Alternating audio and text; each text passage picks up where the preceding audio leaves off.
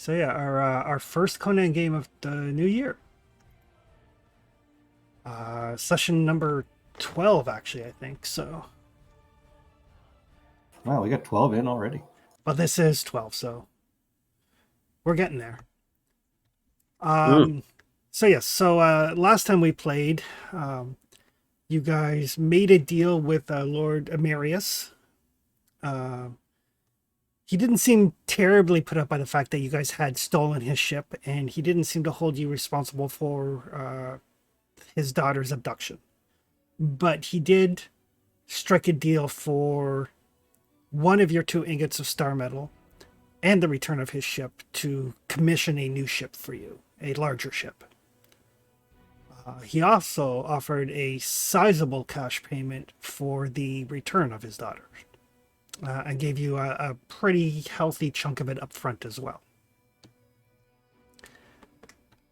When you went to hand over the star metal, you discovered that the thieves in Messantia had absconded with it.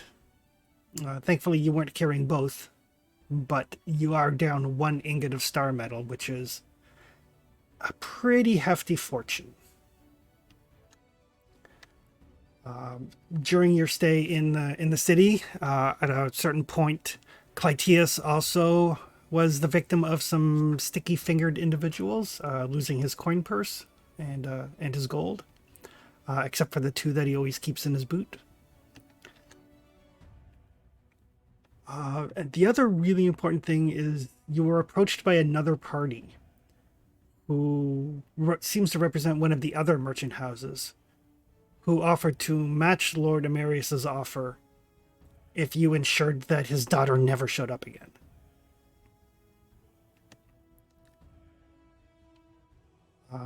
Other than that, there was a quick visit to a soothsayer who prophesied dire tidings for Tebian. Everybody else kind of backed off. But I believe that's where we are with you guys debating hunting down the thieves that may have absconded with your goods. Sounds about right.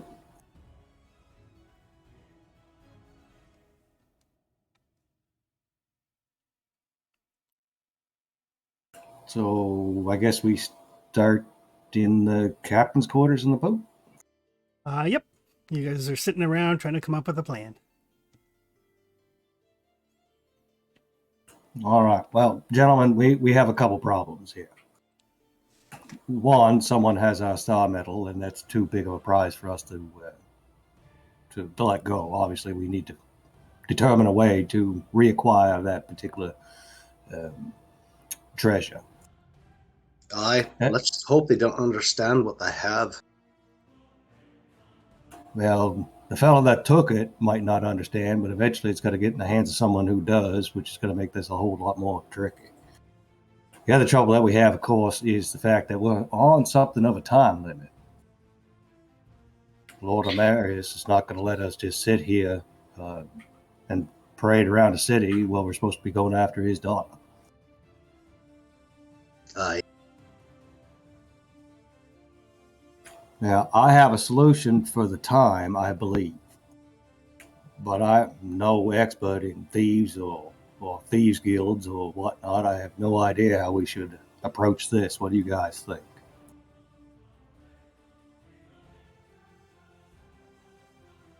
In my experience, I have usually sided with violence. Captain.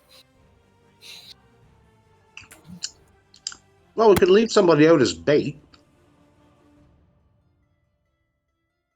And then catch whoever tries to thieve them and then trace them back to their hidey hole.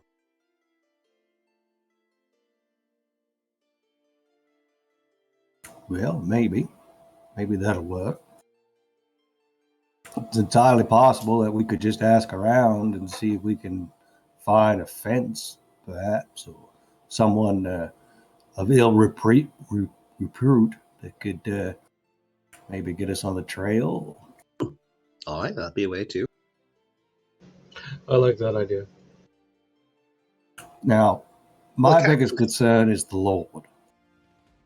If we spend a week in here trying to track down this star metal, he's going to get very vexed, and we cannot stand against a man of that with that much wealth and power.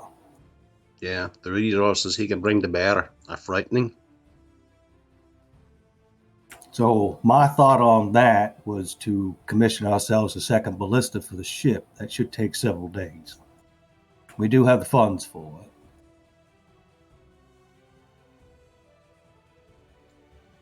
Aye. And it's something the Lord probably would look at as that makes sense given our current quest. Aye. Sounds reasonable, as long as the timing of the installation isn't going to be too bad. I'm sure we can arrange that however we'd like with the right amount of gold and the right words and the right ears. Aye.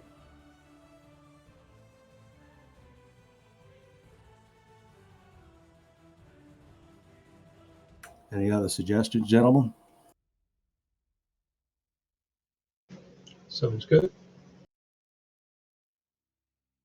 All right. Well, let's deal with the time thing first, and then we'll go see if we can find ourselves a fence. Aye, it is good. All right. So, Chris, I'm going to take Amaria, the daughter of, not Amaria, Katrina, the handmaiden, and go to the quartermaster, see if we can get ourselves a ballista. Are you looking to buy one outright, or are you looking to have one made? I'm looking to have one made if it takes about a week. It's mostly we're just trying to buy time. So, Gotcha. All right. Give me a society roll. The difficulty is 3. 3. We have no momentum. None.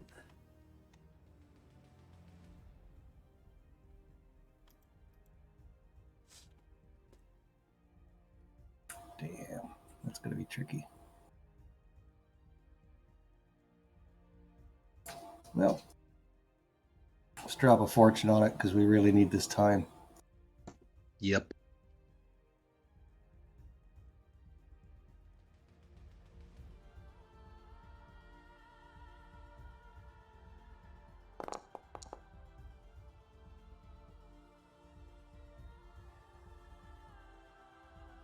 That's a good roll.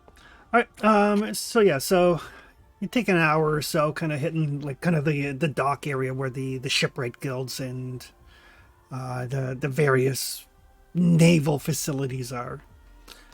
And you ask around, and you do find one of the shipwrights who doesn't currently have any projects on the go. He's like, yeah, I can toss one together for you. I got some parts around here. Shouldn't take me any more than 3 or 4 days. Sounds about right. What do you think that's going to cost? Let's see. The commission. Let's call it 7 gold. Now, 7 gold. I'm working specifically for Lord Emeritus now on a personal quest of his. My companion here, Katrina, can vouch for me. We are working on the behest of Lord Emeritus.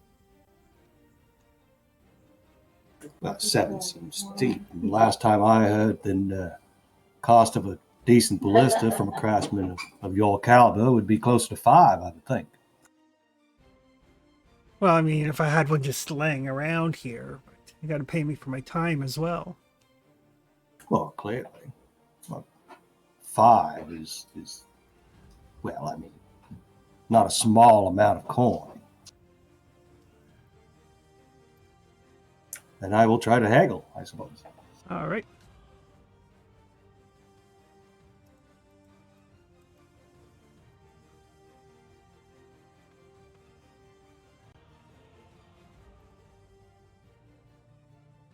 So I can make, with the haggler talent, I can make a simple D0 persuade test. Yep.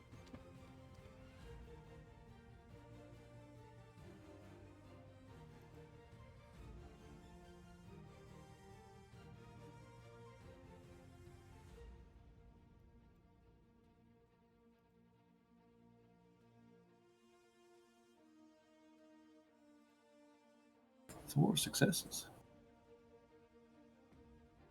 And I can spend 2 to drop it by 1. Repeatable, so I'll drop it by 2. Okay. Brings it to 5, and then my wealthy brings it down to 3. Okay. And I'll take that out of the ship stores. Okay. Perfect. So there's some like give and take back and forth, and you can tell he's a pretty shrewd businessman, but he's also perhaps a little bit desperate for the business. Like he's literally the only shipwright who doesn't have anything currently on the docket. Yeah, and the wealthy talent's me spending my own quote unquote money, right? Yep. So you finally come to a suitably agreeable price. More importantly, we gain 3 or 4 days. Yep. I'll let him know that he doesn't have to rush, right? Like we're not in a hurry. Okay.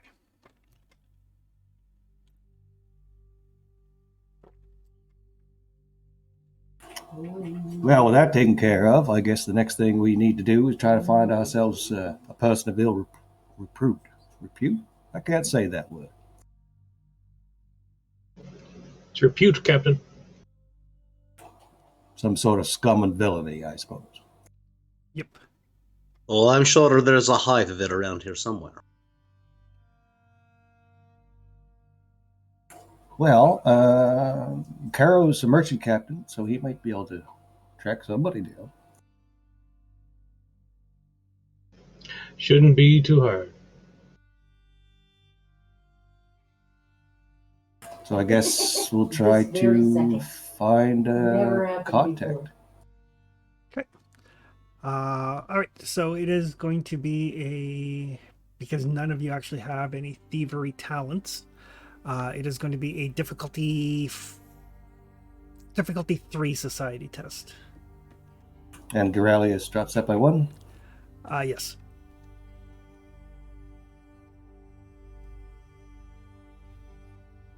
Captain might not be good in a fight, but We believe in you.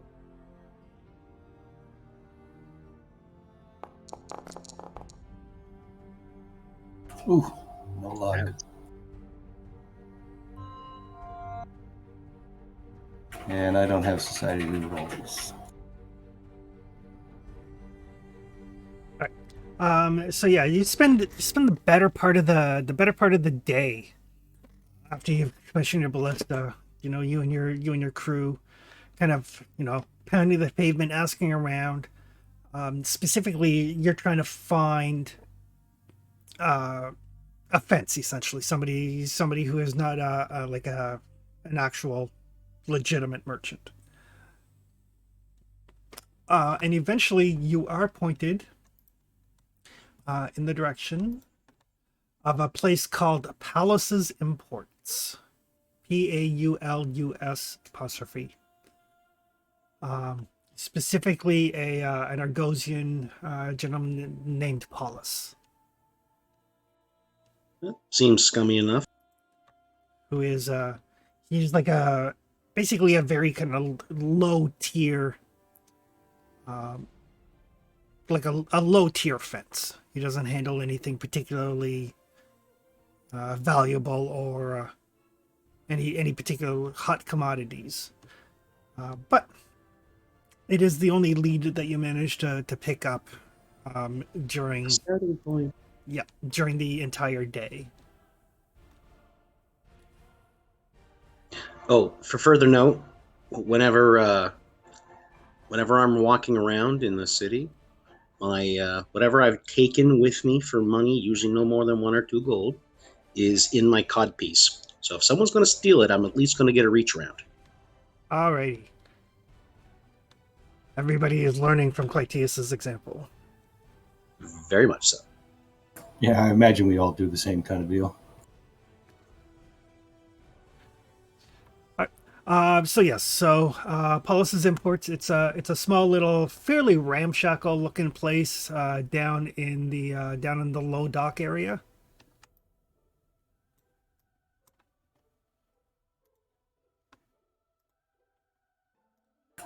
All right, we'll make our way there. Just so you're aware, I have Guardsman Eye as a talent, so I can Okay. resist thievery attempts. Unless you spend Doom like you did last time. Yep. So it is. This is kind of the rougher area of the docks. It's much more fishing oriented as opposed to merchant oriented.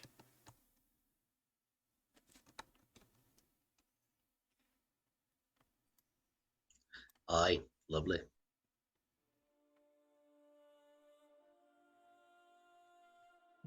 Just updated a module here on Foundry. Everything's going grey, dull, and monotonous. Yep. Maybe I have modules that are not compatible with the 0.9 release.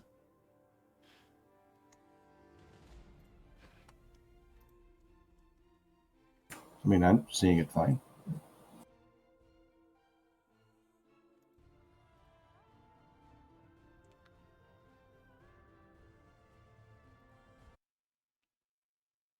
Try this again. So yes, Hollis's Imports. It's like a little more than a shack, and it is cluttered with crap. It's like, you know, when you make like a road trip and you stop at that little tourist shop, that little place that just sells just junk, sometimes branded with the name of the place you're near, sometimes not. It's like that. But that's where you find magic items.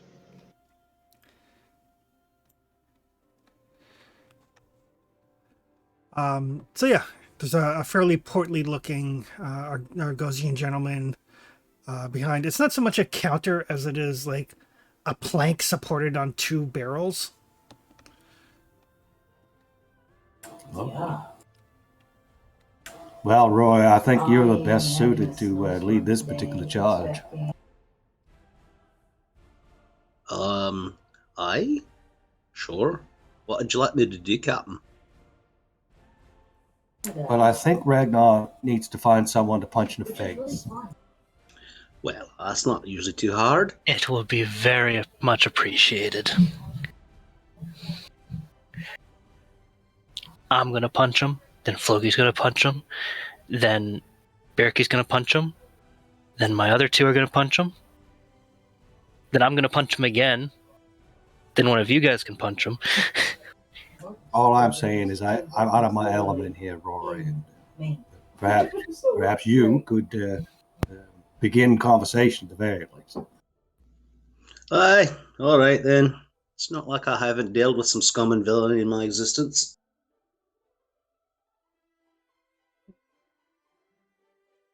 So yeah, as you guys enter this little shop, I mean, there's like, you know, several of you, and some of you are pretty heavily armed.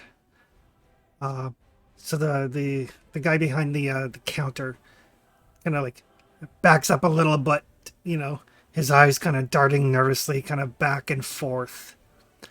And he looks like super nervous. Hi, laddie. How are you doing today? Fine. So, I've got a question for you, laddie. How much do you know about the thieving around here? Nothing. I'm an honest businessman.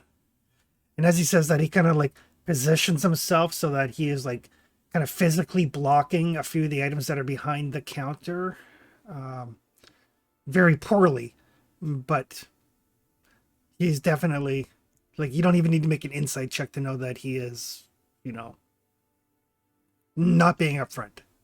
Ragnar cracks his knuckles. Does anything gleam like our ingot? No.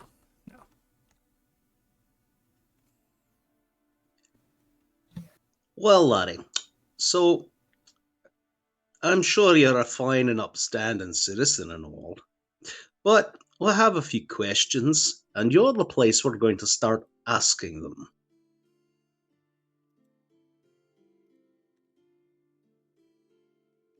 Okay. All right. Now, if someone were looking to offload a potentially rare item, who would you talk to? And you can tell he looks nervous. Give me a let's call it a persuade test, since you don't have the talent to allow you to use thievery. But we'll say that Ragnar is helping with his being intimidating. Alrighty.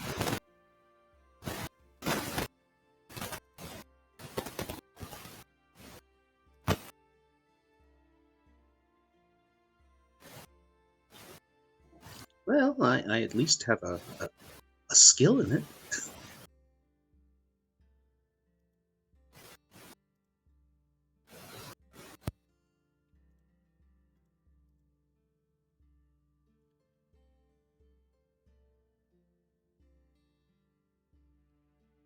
You can't really ransack, because ransack is basically physically tossing an area very, very quickly. Okie dokie. Let me see here. Do we have any momentum? No. No. No. Level, is it 1 difficulty? Yes, it's difficulty 1.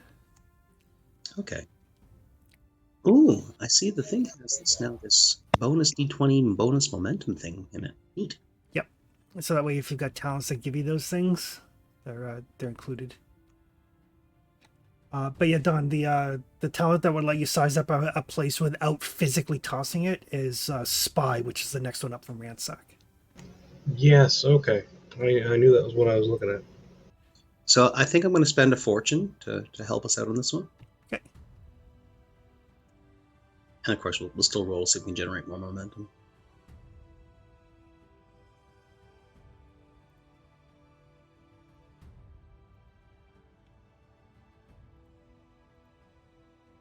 All right. So yeah, so he seems to think for a second, and once he kind of realizes that you guys are not here to toss the place, or to, you're not here at the behest of like the city guard or anything like that, he kind of relaxes a little. He's like, I just handle like the little stuff, the odd, the odd little bit of, things that fell off the back of a wagon, that sort of thing. All right. There's nothing wrong with that. I mean, if you're looking for like higher end stuff. To give you an example, Lottie, let's say I had a fairly large bar of gold, and I was looking to get rid of it so I could have the coin of the land. Where would I take it? Something valuable like that. You're probably going to want to take that to Pefedro over at the Second Chance. So the Fedro over at the Second Chance. Yeah, he specializes in precious metals, gems, exotic stuff, things like that. If you had something like really valuable, I mean, I'm just like a low guy in the totem pole. I mean, I don't even have the coin to pay for half the stuff he moves.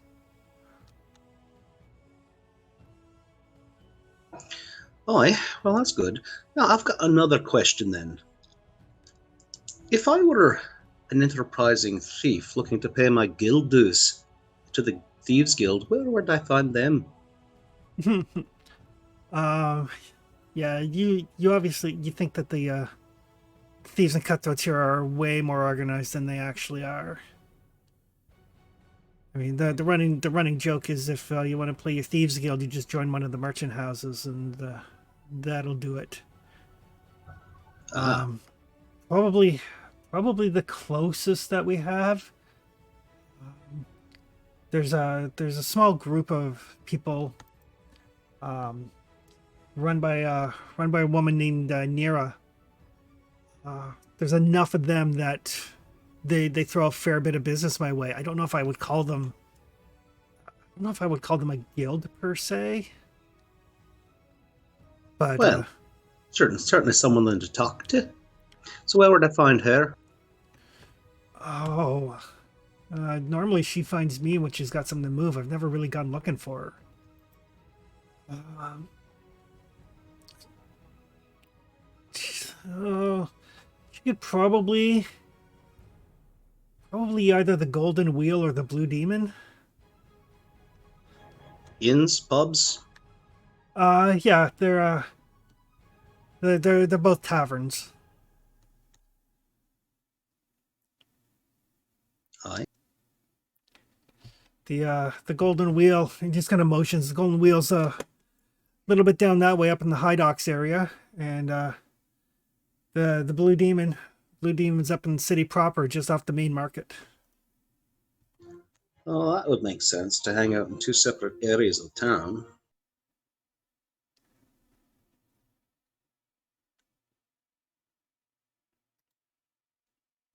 What does she look like? Oh, she looks like she might have some. I think she's got some Aquilonian blood in her. Definitely Bosnian marches though. So lithe, always paying attention. Wears her hair in a kind of like a double braid, blonde, What color? blue-eyed. All right. Interesting. So she should stand out then, eh? Yeah, she's pretty noticeable. Oh, she probably likes it like that. Well, Captain, anything else we need to know? I think we've covered just about everything here, outside of one thing, my good Paulus, was it? Yes, sir. I just want to make it very clear that we haven't been here. We didn't have this conversation. Certainly. I mean, I don't even know who you are. Well, it is a good thing, but if someone does come around later asking about someone who may be asking about some things, we were never here. Do you understand? Okay. But if you do happen to come across some information, we'll take a stop by maybe a little bit later, and we'll pay you for said information. Oh, okay. You can tell he seems like very unsure.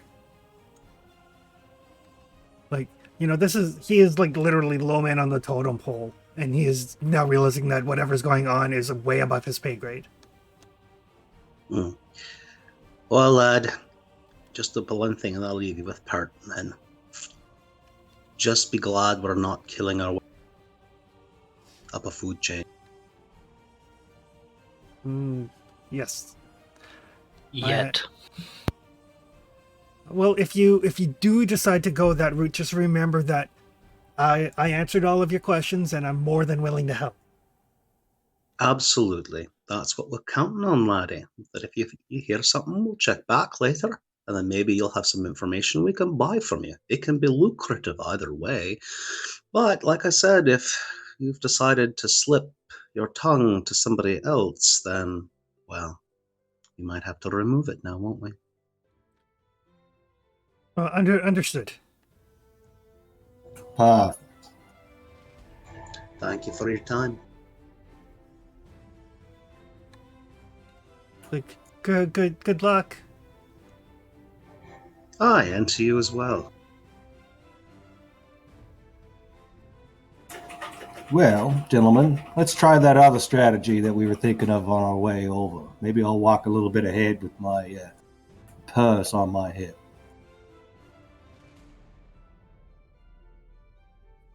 Ah, Captain wants to be bait. All right.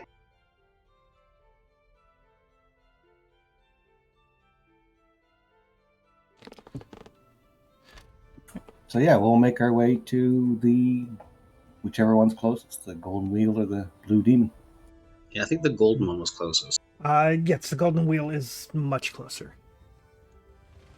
And yeah, I'll stay a bit ahead, 15, 20 feet through the crowd, and Have he's Clytius keep a steady eye on you.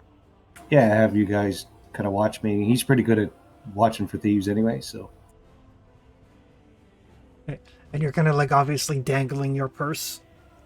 Oh yeah, playing it right up. Swagger like he's some foreigner who doesn't know jack shit. And he has fine clothes too, so. Meanwhile, Ragnar's getting ready to tackle the first person that tries to take a grab at it.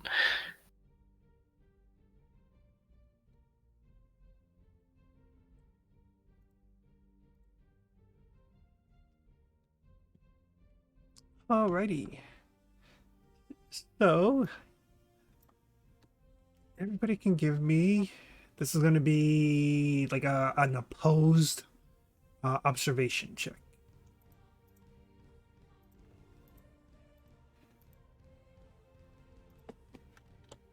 Does Guardsman Eye come into this?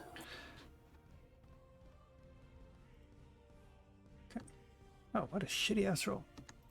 Alright, what does Guardsman's Eye do exactly? So I can oppose thievery checks with command. Yes. I just have more command talents. So.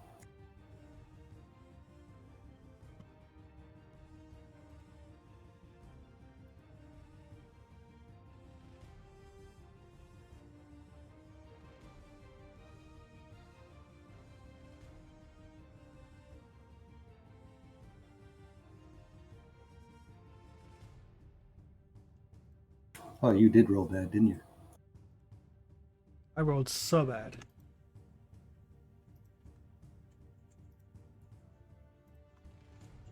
Well, on the plus side of things, Twitter decided to shut up Marjorie Taylor Greene. I saw that. How wonderful.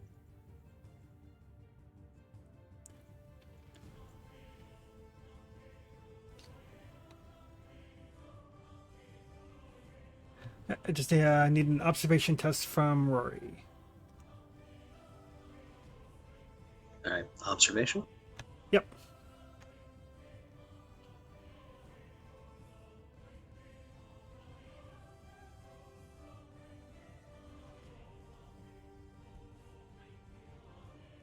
Huh, I'm not actually oblivious. Alrighty.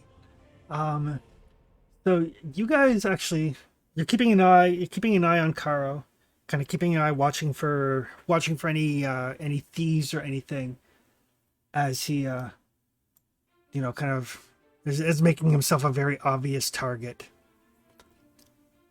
And you're not sure, you have no idea how you missed it, but partway, like a little bit of ways from him,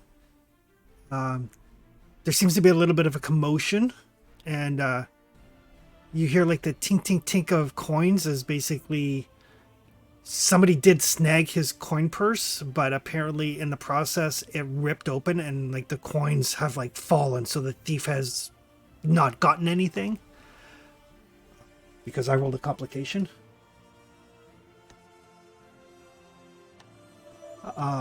But yes, whoever it is, they're very good. And you do see there's a commotion. And Clytius and Rory, Clytius and Caro, you do see like a bunch of the people are kind of like wondering what's going on, trying to make a move for the coin, fighting over the coin, that sort of thing. And you see the one individual darting through the crowd away from that scene. Ding, ding, ding. Is he still in sight? You can kind of see him through the crowd.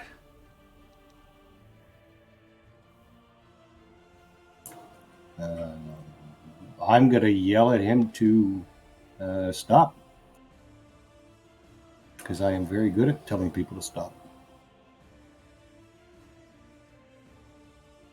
Alrighty. And I assume we're going to start running up.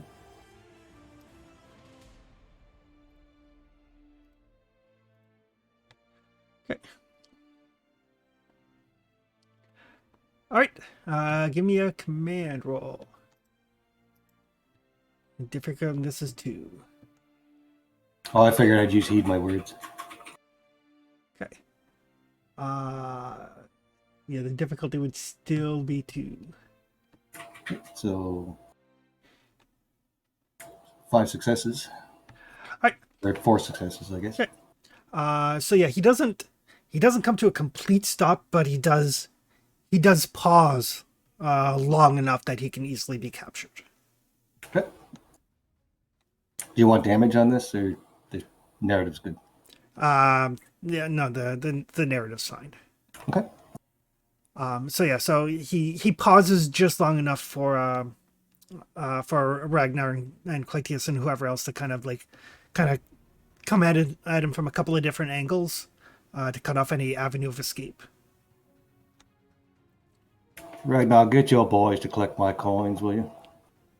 Yes, Captain. I'm just gonna hand signal and attempt to tackle this guy. Okay. So he's paused momentarily, kind of, his eyes are darting around trying to find the best avenue of escape, realizing that he's been spotted. And then basically you just kind of blindside tackle him. Just kind of come in from off camera, off the side sort of thing. Yeah. Alrighty. He does put up a little bit of a struggle, but not enough for you to not be able to pin him. Perfect. I'm gonna keep him there until the rest of the crew get here. So he struggles a bit. He looks like he's young. He's probably 15 or so.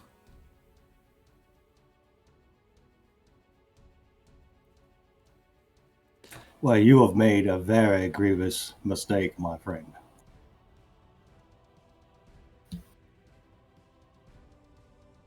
How about we take a little trip down this alley, out of sight, and have a conversation? I'm not even gonna wait for him to get up. I'm just gonna start dragging him. Okay. So he's scrambling to try to get to his feet as you kind of drag him by the shirt collar.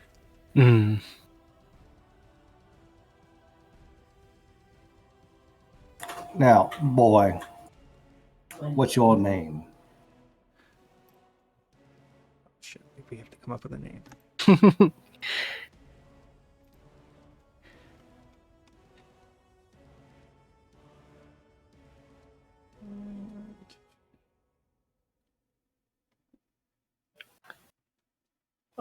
When my guys eventually meet up with us after collecting what coins they can, I'm gonna get them to actually keep an eye on the alley, make sure we're not interrupted.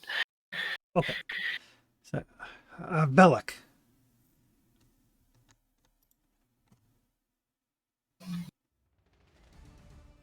Belloc. Well, good news, bad news for you, Belloc. Bad news is you tried to steal a bunch of coins from a pirate. Good news is I'm more interested in your boss than you. Now, you're going to start explaining to me how your chain of command works, or I'm going to have Ragnar and Claudius here start breaking your fingers. I don't have a boss. I was looking for some coin to get something to eat. Wrong answer.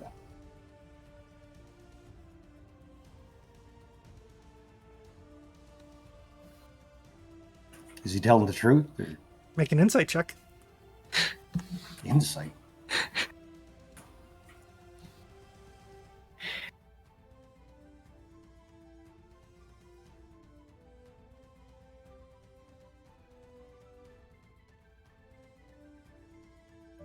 That's nasty. Nova Scotia reported over 1,800 new cases of COVID on the weekend. Gross.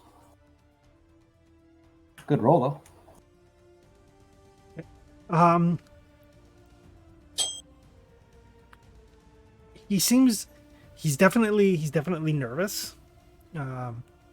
He definitely seems to be holding something back, but you're not entirely sure what, unless you want to spend momentum for extra questions.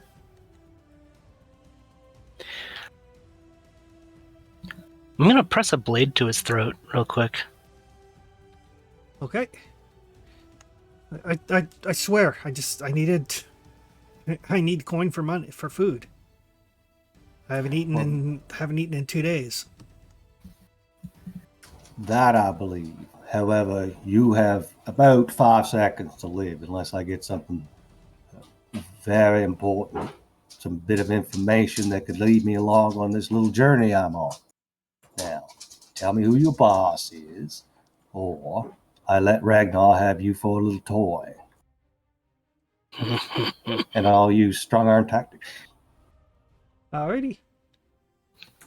which lets me use persuade or command or intimidation, which I think this counts as. Yep, absolutely. And I get an extra 2 dice because I get 2 rings.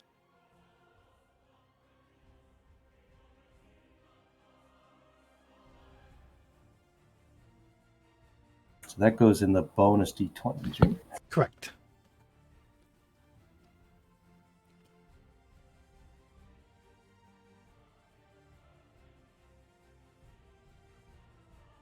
That's a solid roll. It's like, okay. It's not a boss exactly, but I give a portion of whatever I take over to Naira.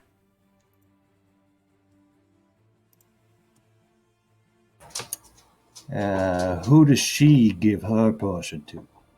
You would have to ask her.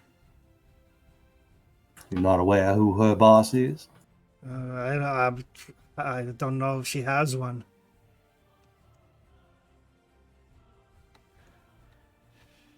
It's a very short ladder in this city, Captain. So, So, Lottie, which bar is she at today? see, Golden Wheel or Blue Demon? probably at the Golden Wheel. She just got. We just, people paid their respects to her, and so she's probably down there at the gambling hall. Aye. Another quick question for you, laddie. What's the most interesting and expensive thing you've seen you or one of your brethren steal? Oh, stole a really nice like a cloak clasp. The guy had it in his pouch. I might have been going to get it repaired or something. That's it, really. Anybody seen a bar of metal? No, I mean, it's big and heavy. I don't know what you'd want with it. Aye, fair. No, I mean, I can't speak for anybody else, but I look for things that are, I mean, coin preferably. Coin is easy to use. I don't have to worry about selling it or it being traced or anything. Aye. Have you ever heard tell of one of your kind being commissioned to go steal something specific? Yeah, sometimes some of the boys when we get together at the tavern, they'll talk about how some rich noble wants to pull something over on a rival and, doesn't want to get his hands dirty. I understand But that. I mean, nobody's ever come to me with such an offer, so I think it's just, I think they're just talking shit. But Aye, fair. All right, Captain. What do you want to do? Seems like all roads lead to Nera today. Aye, it does, doesn't it? Chris, did we get the momentum from that roll? yes. That was 4. So you actually do have 1 if you have any additional questions.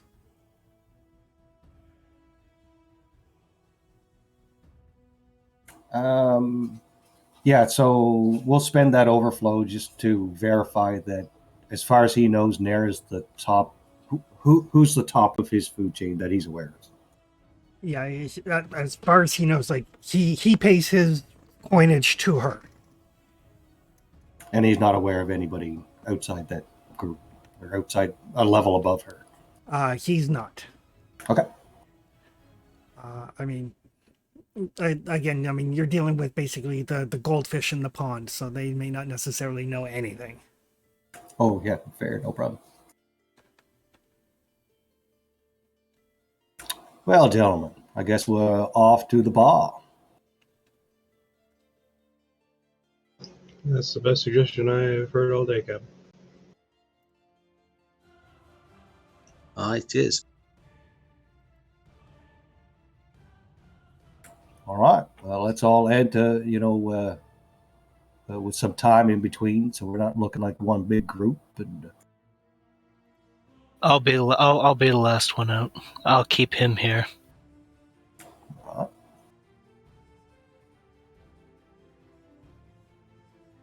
Maybe Roy, you could be the first one in. It And is. Claudius and I will follow in behind you, and Ragnar and his group bring up the rear. And real quick, Chris, before I let go of this guy, I'm gonna look him dead in the eye and say, if I see you on the street, I'll spill your blood in front of everybody. I was just trying to get some coin to get some bread to eat. Nothing worth killing anybody over here. I've just been looking for an excuse. Yeah, he seems suitably cowed. And as we go, I'm literally going to toss him back out into the street and move on my way. Okay. All right. So you guys make your way, continue making your way, because you were kind of already headed towards the Golden Wheel anyway. Yep.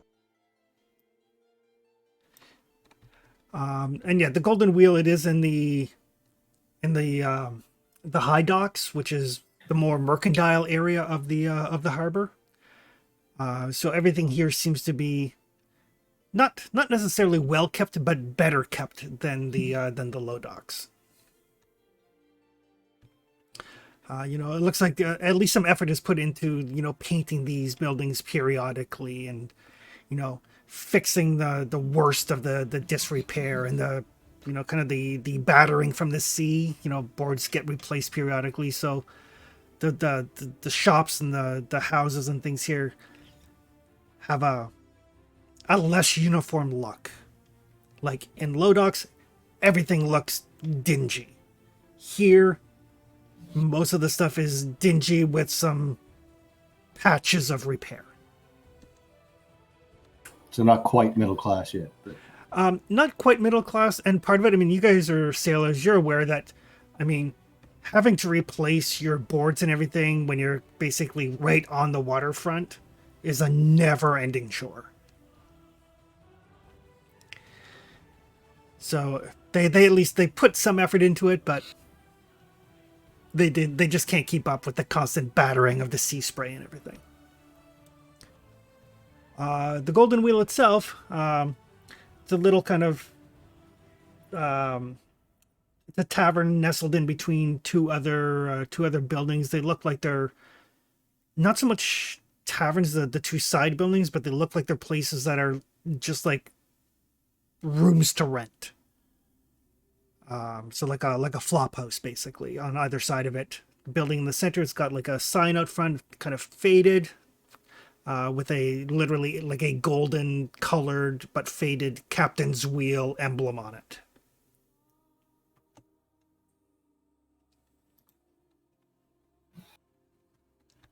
And the noise from inside it is loud. It sounds fairly raucous. You can hear hooping and hollering and yelling, and it seems like a grand old time is happening on the inside.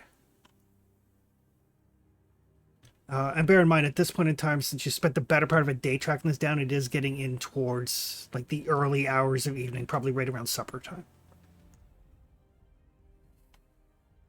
Perfect. So yeah, we'll stagger our entrance, so we're not coming in as like a group of 10. All right. So who's going in first? Twould be me. Okay.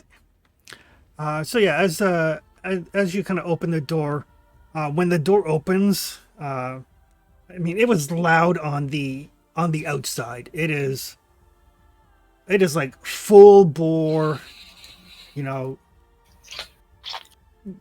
tavern on the inside. There's like a small little group of performers trying desperately to play something, but you can barely hear them over the sound of voices and the clinking of glasses. And most of the places that you look, it looks like most of the tables are taken up by groups of people playing cards. Gotcha. Well, basically what is all Scotsmen in this sort of society? This seems rather tame. Nobody's trying to toss the caber inside. Anyways, I make my way to the bar. Okay. Because, yes, a drink is in order, I would think. Yep. And there's like it's a full house, and they've got like there's the obvious maybe bartender owner kind of like overlooking everything, and they've got probably about a half dozen or so barmaids and barmen, I guess, whatever you'd call the male equivalent.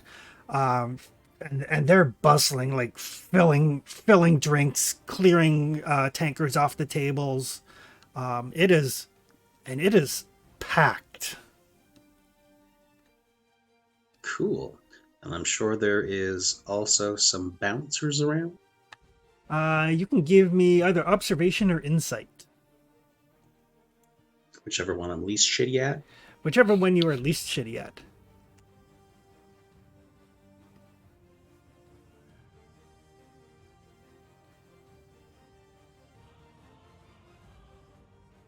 Well, they're both the same.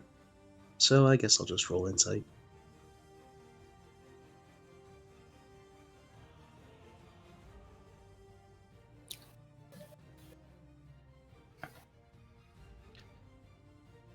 Nobody immediately jumps out as being a bouncer. You wouldn't be surprised to find that there are some, but you don't know which of these individuals that might be. All right, fair enough. From my past experience, spending a lot of time in bars and taverns, I will assume that there is some, though. And then I'll go make my way to the bar and I'll order a beer. The bartender, basically, it seems like the bartender literally tends the bar, so anybody ordering at the bar he deals with, and then people at the tavern are served by the staff. So he basically he's got like a couple of kegs right there. He just kind of like pours you out one, like house specialty.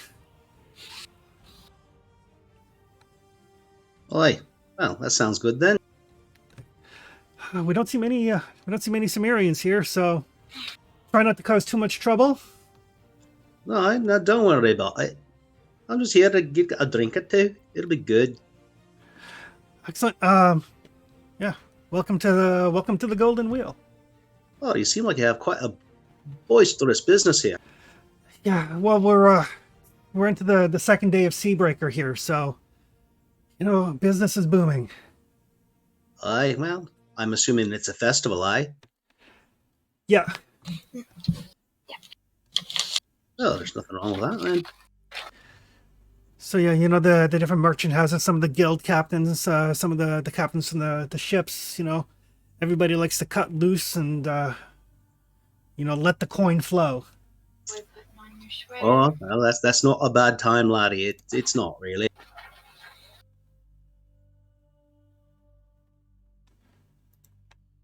So if you're interested in taking part in any of the tables, feel free. They'll explain the table rules when you get there.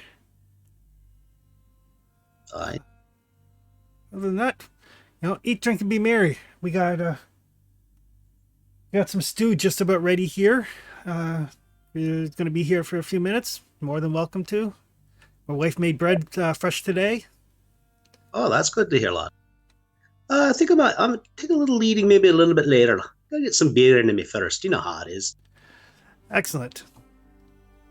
And as the rest of you kind of filter in, the same sort of scene. It is packed. It is, there's a fair amount of coin on the table between the various card games. Mostly like copper, a couple of silver, and like no real big money per se, at least not from what you guys have seen. But definitely enough for like the common person to, make a month's worth of wages or more, or lose them. So there you go. Can we get ourselves a table?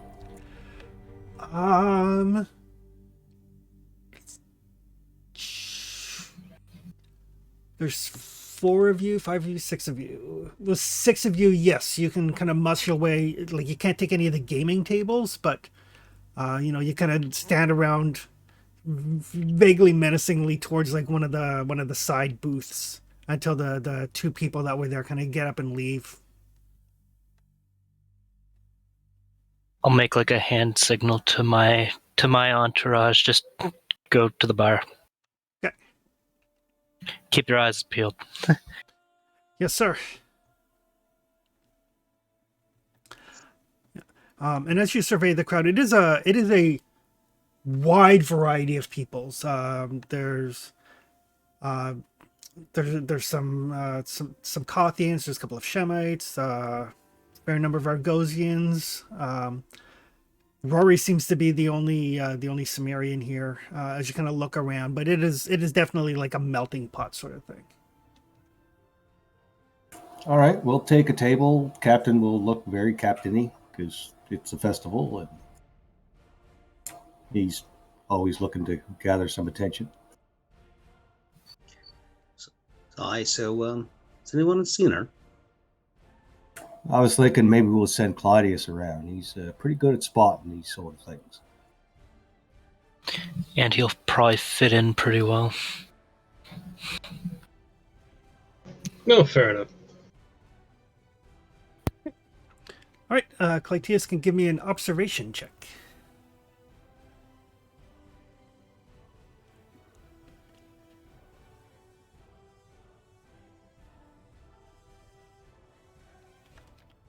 Oh, nice. Doesn't generate any momentum because the place is so crowded. But towards one of the tables, kind of on the opposite side of the bar from where your group has found a booth, there does seem to be some sort of dice game going on. Looks like basically it looks like liar's dice. They shake the dice, put them, slam the cups down. Increasing the bet or not? Yes. Yeah. And kind of like playing Risk with Murray. Yeah. But yeah, there are a couple of probably like 4 or 5 people at that table. A bunch of other people kind of gathered around. Judging from the amount of empty tankards on the table, they've been here for quite a while. But you do see Nira, if I remember how I pronounced it. You do see her kind of holding court, as it were. It seems like she's the big winner at this game so far.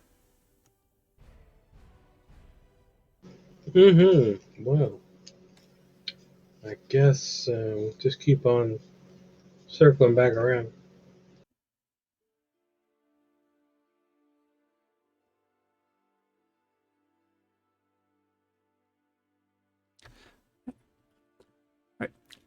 Yeah, and it takes you a little while to make the circle because the place is so packed.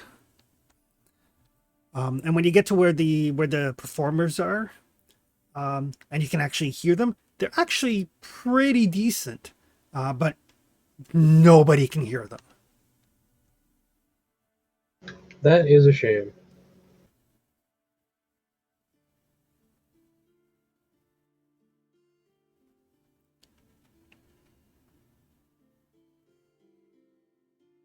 All right, gentlemen, what do you think?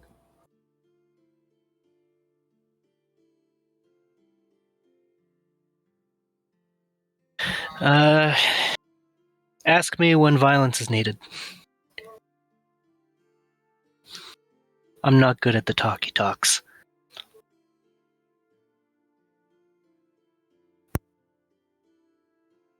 Rory, Claudius, any suggestions? Or should I just go sit down and have a conversation with the lady? Well, we can always wait till the end of the day for something a little more, or a little less populated. Not a bad idea. I mean, this is a boisterous crowd, of course, but it's nothing like Dotage. It's practically on par. Just a little less violent. Yeah, there's no violence is broken out. They'll tucker themselves out eventually. Well, maybe we'll just wait till the violence breaks out with enough drink. I'm sure it's going to start at some point. Aye, well, if there's any fun to be had in a bar like this, it would be that. I can't wait. All right, we'll just keep an eye on it, see how this plays out. Oh, eventually someone's going to think they're cheated or something, or maybe have a little too much drink, and next thing you know, some fists are going to fly. It could be interesting. At least we get to see who the bouncers are. Just try not to kill anyone, shall we? We are in Argos. Nothing wrong with a little bloody knuckle boxing. So yeah, as you guys continue to watch, it is surprisingly not subdued, but it is non-violent. Every once in a while, like, you know, somebody may have an argument over something like that. The bartender basically just kind of like catches their attention, kind of taps the bar, points at them, and everything settles down. Like he seems They to start talking about their feelings. not so much, but you guys have been in taverns enough that, you know, that's basically his warning symbol. It's like, you know, don't make me come out there, sort of thing. And there's enough respect for him that even as inebriated as they are, they kind of simmer down. I like this man. Don't make me stop this car. Very much so. You guys have been in some fairly rough taverns. Your guess would be that he's probably got like a crossbow or an arbalist or something underneath that bar. Basically the equivalent of like your Old West bartender with the shotgun. And not scared to use it. Right. But yeah, the evening continues on. Like 2, 3, 4 hours later, it does not show any sign of lightening up. I mean, different people come in and go out, but the place is packed probably until dawn. Well, we're not going to wait till dawn. No. So I'm going to write a little note on a piece of parchment or something, and have one of the serving girls bring it over to Nira. Okay. Basically, an introduction from Captain Caro of the Kraken. We're working with Lord Amarius for a particular mission, and would like her insight. Basically, looking for an introduction. Parlay.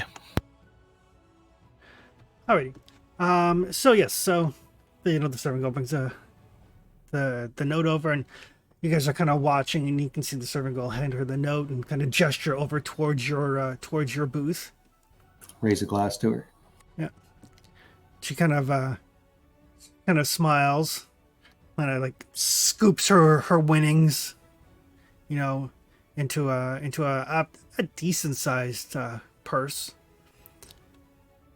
You know, kind of dismisses her table, and you can see like she's got some level of not necessarily command over these people, but definitely, you know, some respect from them. And basically she just kind of puts her like foot up on one of the seats and raises her glass towards you, and that's about it. That's our cue, gentlemen.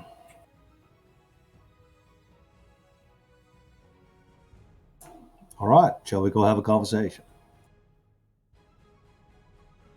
Ragnar's probably fallen asleep by this point out of sheer boredom. They're gonna like nudge you. Yeah. Is it business time? Game on, gentlemen. I grab another brew from the bar before we head over. Okay. And we'll make our way to her table.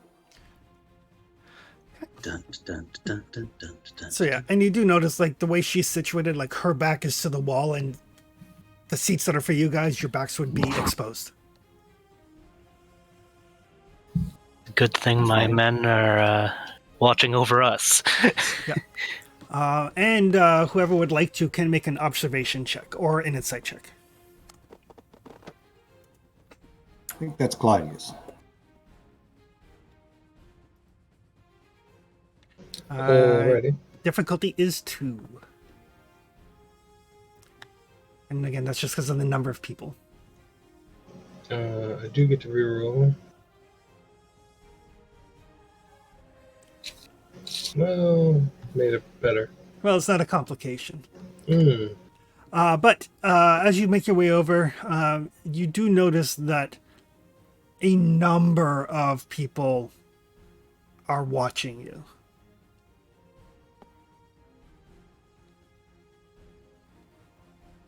That's to be expected. Captain likes that.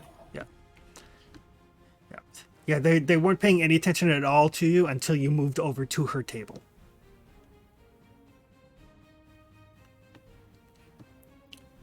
She kind of raises her glass. Captain Caro of the Kraken. I do believe I've heard of you. Well, there. My name's starting to get around. Well, in this particular city, that's not a good thing. Depending on who you are.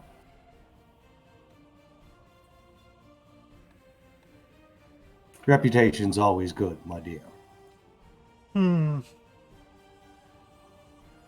Reputation is fine until they use your reputation to, I don't know, convict you of piracy and put you in the gibbets. Well, currently I'm under the protection of a particular lord, so I think I'm safe for this particular evening. You've been away from home for too long if you think that one lord's protection is enough, but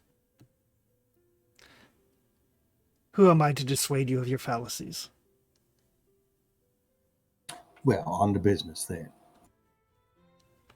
Certainly, you requested my insight into a job. Indeed, someone stole something from me of a very great value that cost me quite dearly in men and sacrifice of my particular crew. Oh, that's unfortunate. Very unfortunate. I'd like to find out if I can utilize you and your band to find this particular item. Oh, I'm certain that we could be persuaded. Wait, no, not persuaded, employed. Well, I was hoping more for persuasion than in employed, but of course we can work out the details as we go.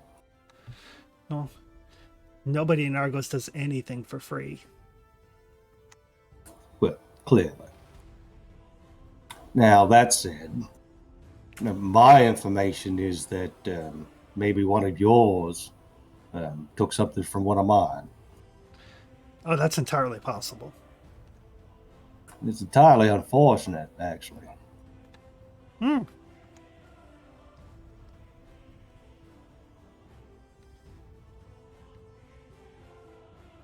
I mean, I can see how you would see it's unfortunate, but we certainly don't.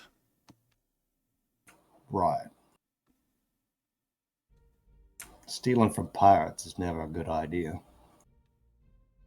No different than stealing from a noble. Oh, well, yes, it is. See, nobles on the high horses and in the manors are ripe for the pickings. They almost deserve it, given how they treat the rest of us. But pirates, much like yourself, we're almost kin, I think. I am certain you've heard the saying, there's no honor amongst thieves. I have heard that saying, So, but there is honor among pirates. Oh, good thing I'm not one of them.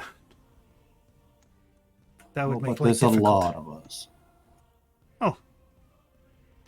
So what is it that you need to hire me to find? I'm looking for a bar of metal. Have you heard anything about that? Oh, yes. I'd like to know who has it.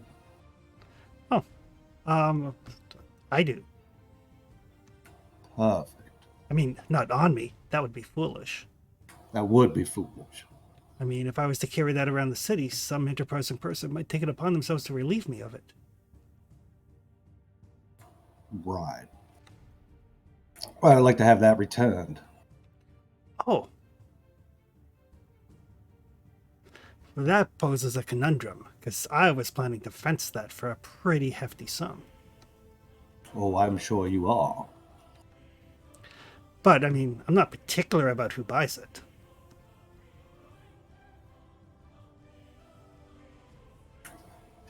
Right. So you want me to exchange my coin for my bar? No, I want you to exchange your coin for my bar.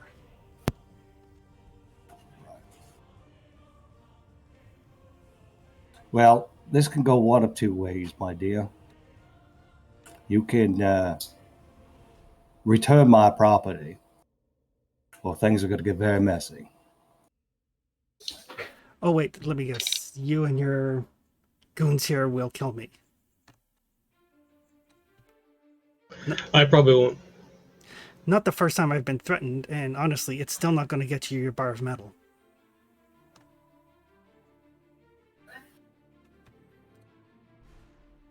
And you weren't exactly subtle when you were looking for me, so when word gets out that I met with Captain Caro and then I end up dead, you'll find it awfully hard to fence things. As a pirate, that may be a problem. You assume this is the only port I can get something fenced. You assume this is the only port where my word carries some weight. But I understand that you're not a thief, so you don't know how things work.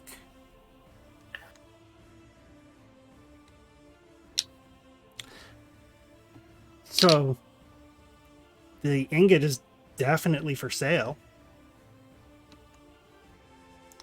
Or, you know, rather than you hire me to find it, I could hire you for a job and pay you with the ingot. Well, what do you have in mind? I have a thing that I need stolen, and I'd really rather not be directly associated with it. Must be a valuable thing. It has its own worth, but more importantly, it holds some significance for one of the underground religious cults.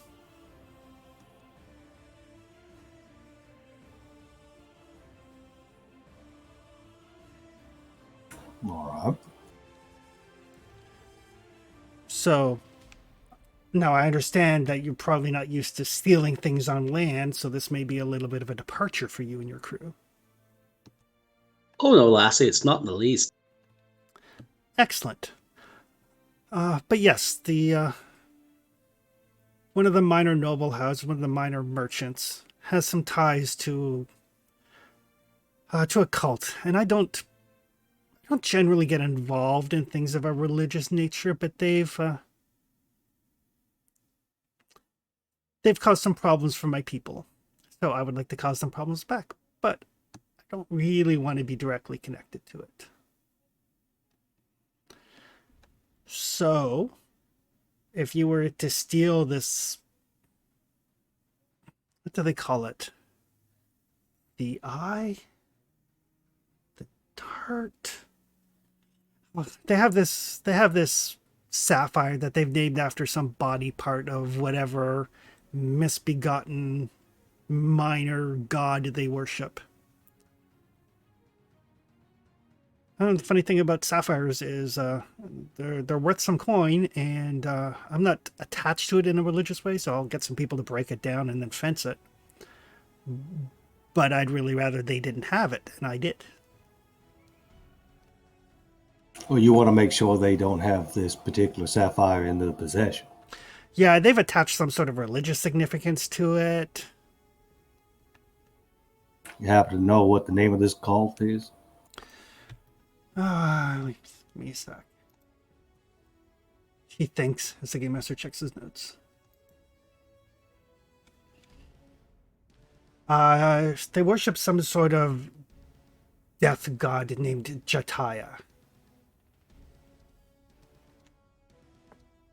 Anybody know anything about this Jataya, whatever it is? That would be a lore roll. Which will be me, because Tebian's not here. I'll give it a go.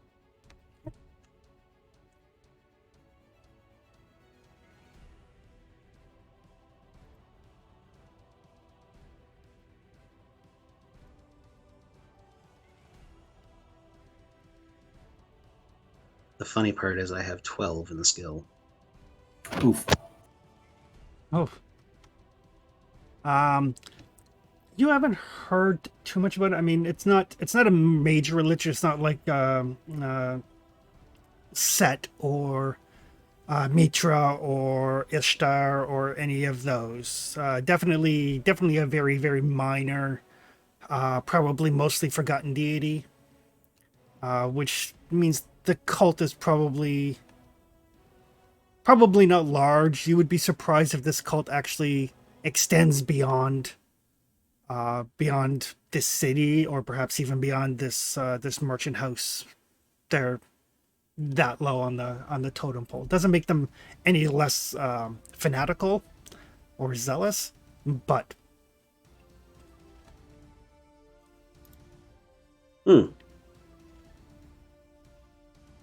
I will, Captain.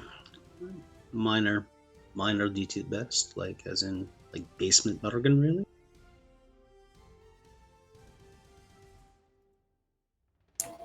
So which particular minor lord are we going to have a conversation with?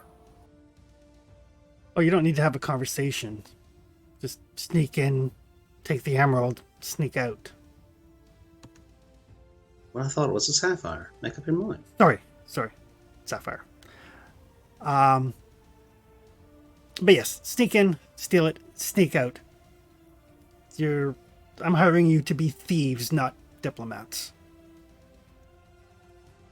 And to be clear, you would like to do this as subtly as possible. I would appreciate subtlety, but since it's not directly tied to me, you can be as loud as you need to be. Oh, that's probably for the best then.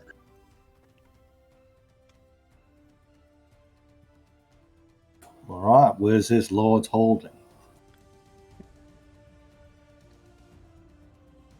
So yes, she will basically jot down on the same note that you sent to her.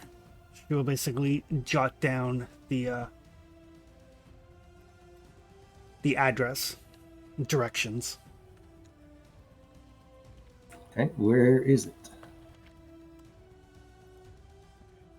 It is in the Noble District.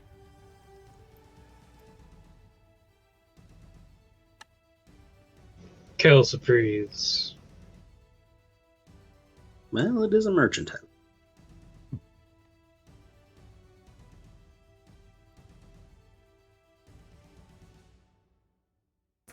All right, meet you here tomorrow. Certainly. We'll make our way back to the ship. Okay.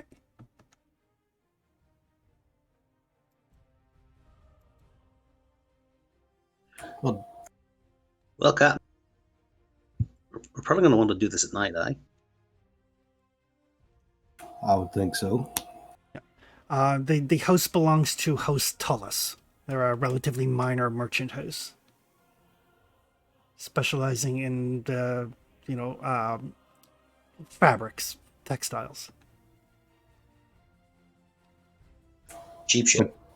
But typically, a merchant house would be pretty well fortified, right? The major houses definitely, like Lord Amarius, for example, has his own standing army basically. Yeah, we met those guys. Yeah, a minor house like this, they would have some guards certainly, but nothing like that.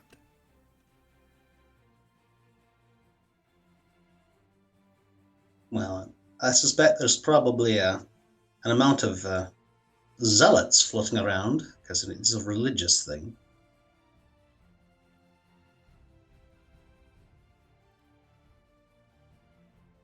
And if there's one thing we seem to know how to do, it's how to get rid of zealots.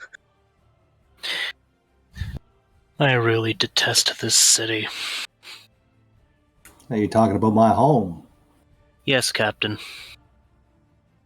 Too many backroom dealings, not enough flash of steel.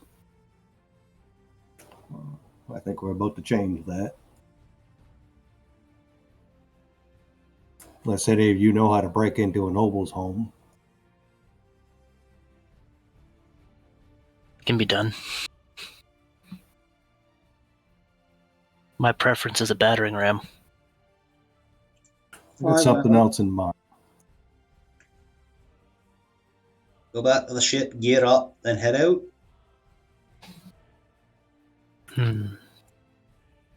I was thinking we use the BB to give us a distraction. What sort of distraction?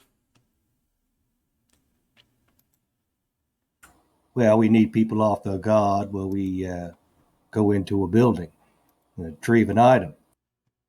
I've seen you bury an entire temple. I'm sure you could make things, well, interesting for the city or perhaps the district.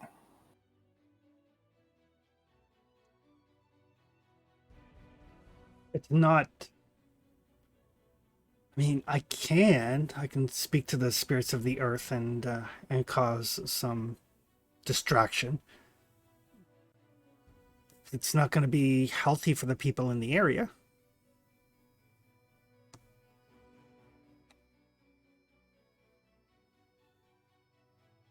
What if we gave you a sacrifice? What makes it Oof. easier doesn't make it any less dangerous. I mean, people will lose their homes. People may be crushed under falling rock. If this isn't a problem for you, though, then sure. Captain, I might suggest, though, was maybe we just bring her along in case there's any actual religious nonsense that actually works in this thing. Well, that makes some sense. I was thinking more of maybe you could. Last time you did something with like a sandstorm. Oh, I can provide you with some cover. I can certainly, we're close enough to the sea that I can call upon a fog bank to envelope the area. Oh, that sounds great, lassie. Nothing a pirate looks better than a nice foggy day. All right. I'm thinking shock and awe on this one. What about you? I've been waiting for you to ask. Well, Captain, I do not think we're capable of subtleties, so I guess we're just going to have to go with what we do best.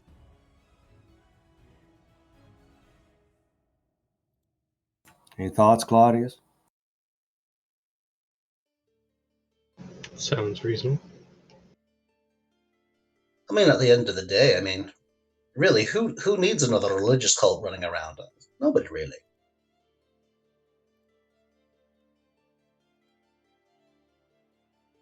All right. We have a plan. pretty sure their community outreach program is pretty lacking.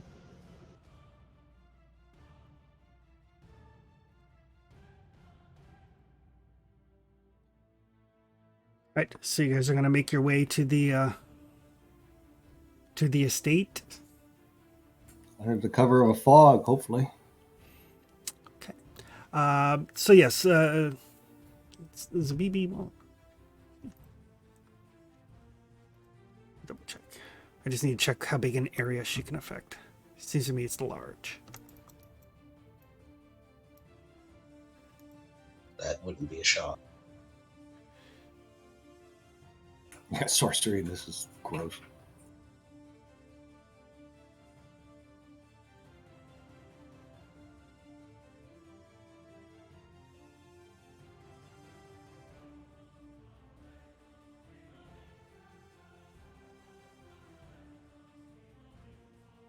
I think I did gear up my guys, right, with their armor? Yes. Yeah. Just making sure before we go into this battle.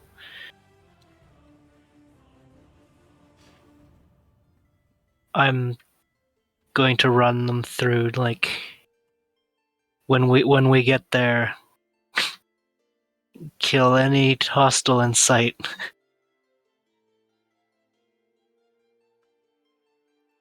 All right. So yeah. So you guys, along with Zahibi, will make your way to the noble district, and it is kind of like a walled-in district, separate from the rest of the city, from the craftsman district and from the palace and the other areas. But it's not a gated community, just walled. And once you're kind of inside, CB say, I can. The fog will make it difficult for you to be spotted, but it will also affect your vision as well. It is a fog. It is not. So, I suggest that you stay close to one another to take advantage of it. All right. You stay close to me. And she begins to as she begins to basically kind of pray under her breath. You can feel like a little chill in the area. You can see your breath start to form in the air. It's beginning to feel a lot more like home.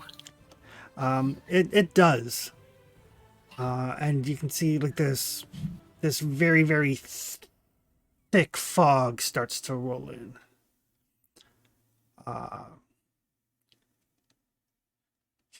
And it basically, by the time she's done, she says this will last for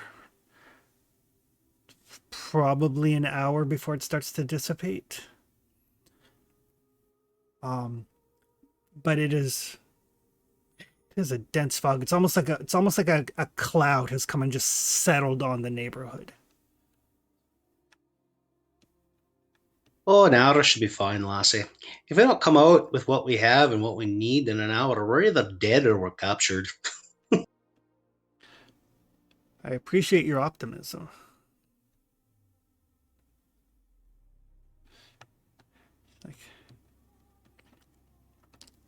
All right. Let's get this done. What can I tell you? My people are pragmatists.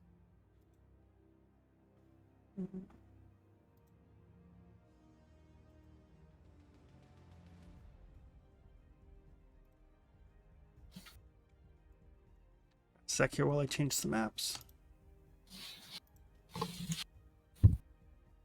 Yeah, so I'm seeing us doing this like a SWAT team kind of deal. Just kicking the fucking door in and going. We can't do stealth, so. Breach and kill everything. Breach and kill everything.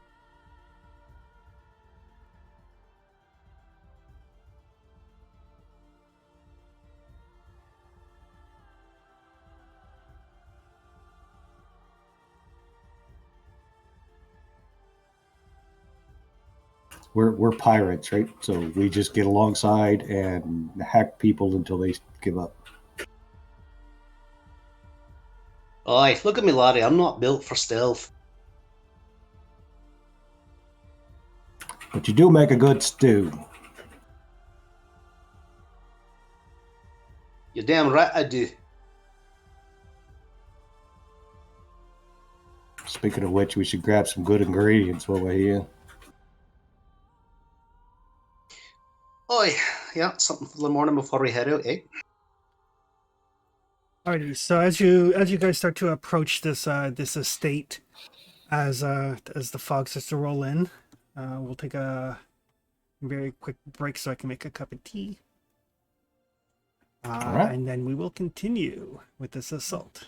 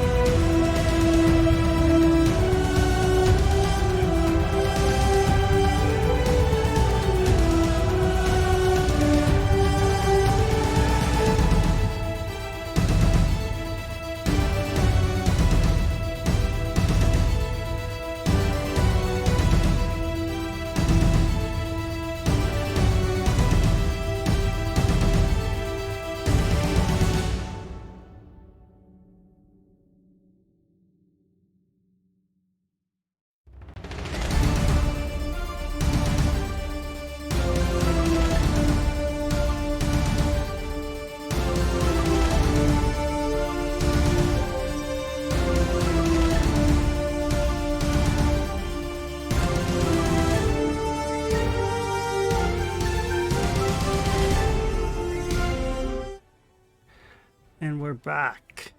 So as you guys approach this manor house, the fog does make it difficult to see, so anything that relies on vision is going to be 2 difficulty harder. So obviously that will affect like ranged combat and the like. If you're like in melee with somebody, you can see them moving through the fog, so it won't affect melee, but it will affect ranged. And will obviously affect their observation rolls to spot you. Dun, dun, dun, dun, dun. Okay, we're going to try to sneak up on the guards. Alrighty, I will get. And then we're going to fail and kill them. Okay, well, I will get people then to give me stealth rolls.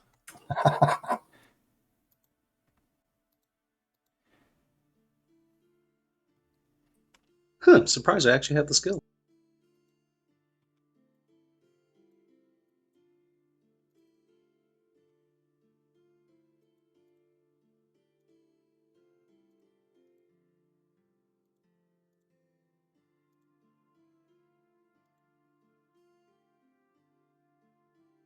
Wow, look at us.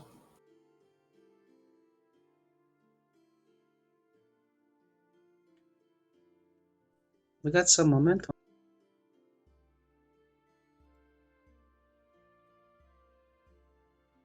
All right, so you guys do manage to sneak up.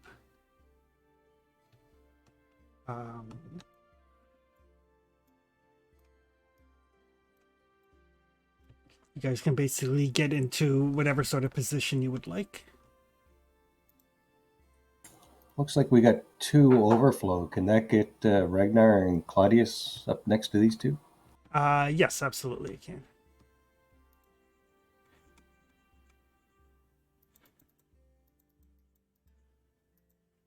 One sec here, I'm just opening some notes.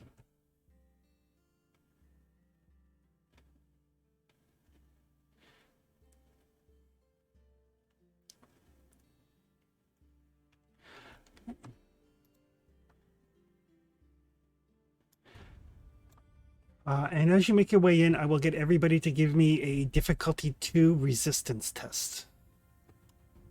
Oof. Okay.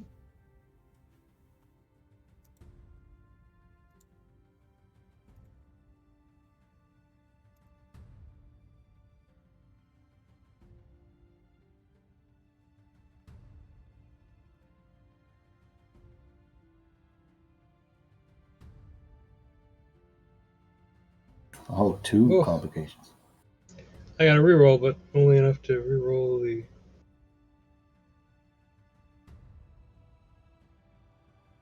Well, I didn't even reroll, I don't think.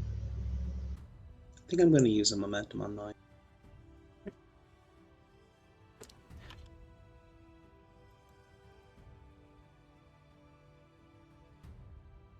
Yeah, here's one.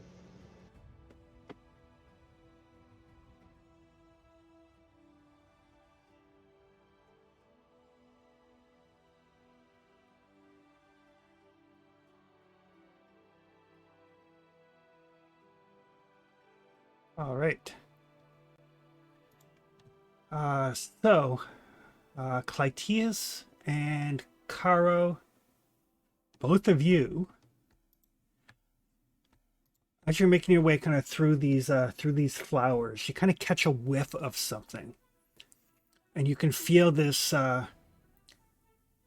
this kind of like this unbridled fury starting to take over your brains.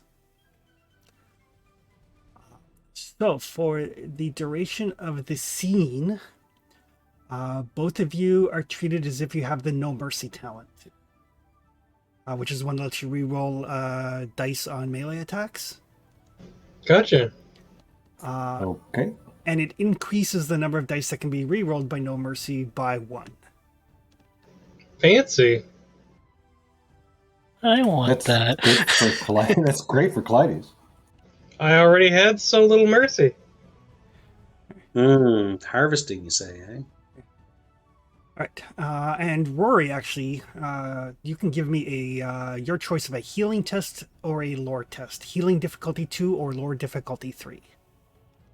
Oh, healing difficulty 2.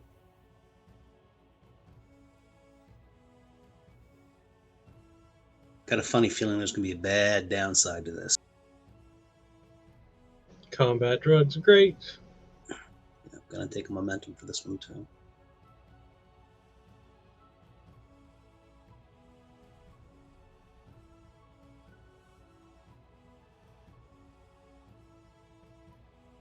Oh, is this something involving poisoning? Yes, it is, actually. Oh, I seem to have a talent.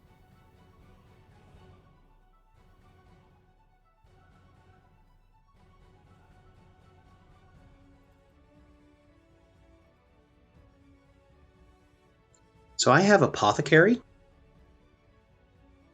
which is you are well versed in treating poisons. You can attempt an average D1 healer test anytime you encounter a poisoned or drugged patient. On success, you're able to identify both the poison or drug and the antidote necessary to relieve its symptoms. You may spend momentum to have the antidote at hand, though the amount required is subject to the game master's discretion based upon the rarity and toxicity of the poison or drug.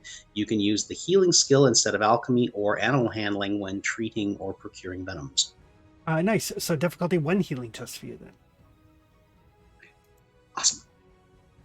How much cowbell is required? I'm still going to use a momentum. You see, that's a question that can't actually be asked, Don, because there's no real answer, because when you get more, you still don't have enough. Indeed.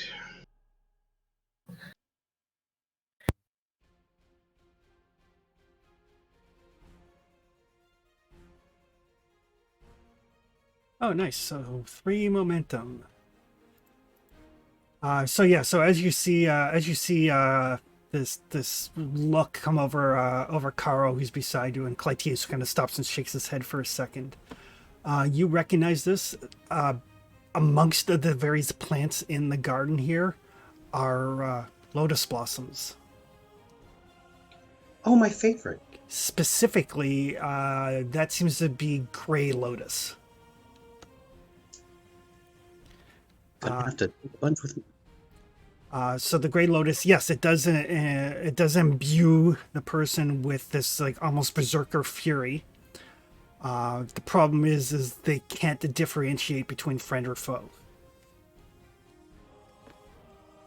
You said you could spend momentum to have an antidote on hand, right?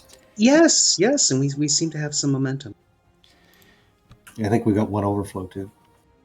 You do have 1, and it would So that 2 momentum per dose of antidote you want to have on hand. yeah. So let's make sure we have 2. So basically what the effects are is it allows me, I can spend 3 doom to have somebody who's affected make a melee attack against somebody else. Ah! Do not want. Do not want Okay, no. okay, no, I don't want that. Yeah. So we'll spend that 4 total, and I'll just nuke them up with the antidote. Okay, well, you have the antidote on you. It'll take you an action to give it to somebody. But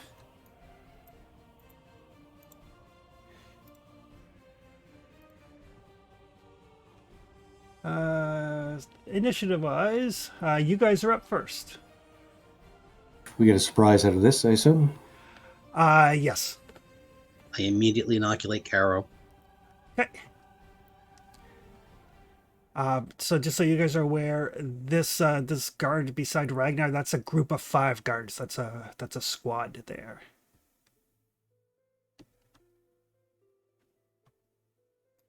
Sorry, saying it's 5v5 at the moment, mine versus them. Yep. And on the other side, 5 versus 1. No, 1 versus 1. Oh, okay. Good. All right, boys, go get him. Right. So Rory, thinking very quickly, kind of rummages through his pack and grabs this paste that he has and kind of like kind of like smelling salts almost. It kind of cracks open this vial and gives it to Karo to ingest. Ooh. Ooh, Holy shit. Oh wait, I did that wrong, didn't I? I don't know. What did you do? I added 1 momentum and 2 bonus dice. I thought that was how it worked, but no, I guess not. So yeah, the 1 momentum would buy you a die, and then one of those dice wouldn't count. So we'll say it's still um, I can roll it again if you want. no, that's fine. They were all successes anyway, so taking one out is just going to reduce the momentum you generated down to 5 instead of 6. Yeah. All right. Well, I'll put as much of the overflow into damage as I can, then. So you would have 2 overflow.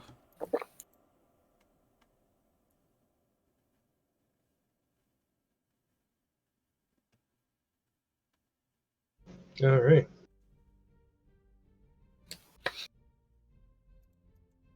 Oh, crap.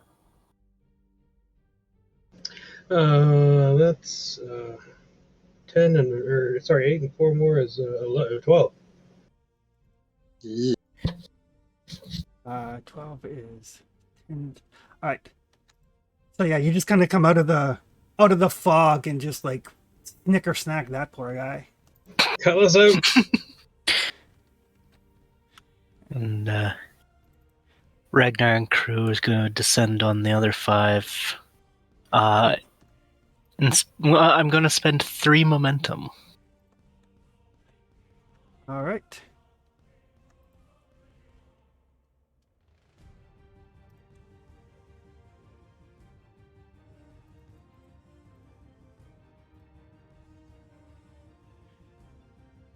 Ooh, your crew rolled well. Hmm. So that is a total of 6 momentum for you. I believe that leaves 3 overflow. It does. Let's put that into damage. And reroll up to 2 blanks. Are they armored? They are lightly armored.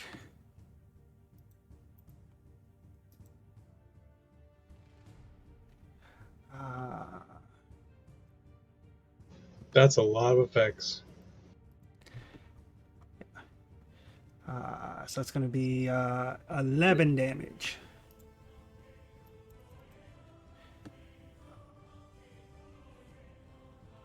Is that with the extra 3 from the momentum? Yes it is. Yes it is. We need to get you something with vicious on it. Yeah. Actually, I believe I can spend a momentum to do blood on steel. Yep. Yeah, go for that. I'm gonna do that. All right. So that's going to be 11, 12, 13, 14, 15, 16, 17, 18 damage. Ugh. 18 damage is going to take out. Definitely kill 2 and badly wound another.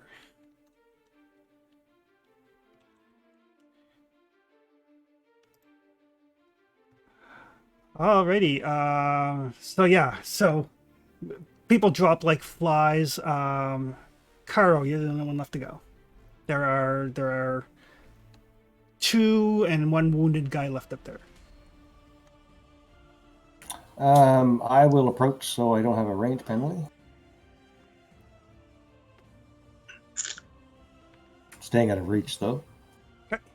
And I'll use heed my words and order them to surrender. Okay. I can't do damage, so. You can't, or you don't have to die today. You probably will, but you don't have to.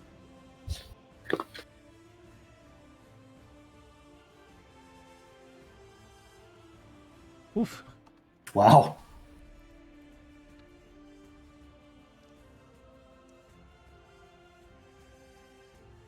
That'll give you like 4 overflow. 4 overflow. Okay. I will spend. I'll spend 2 on penetration. The dice gods are gonna kill us later. And I'll spend. They have one-handed weapons. No, they actually have spears. Well, actually, they are one-handed. They're spear and shield. I'll spend the other 2 overflow on disarm. Okay.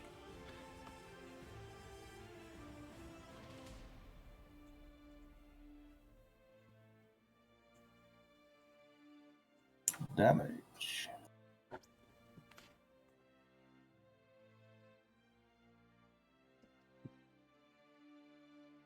I'll spend 1 momentum to reroll the points. Okay.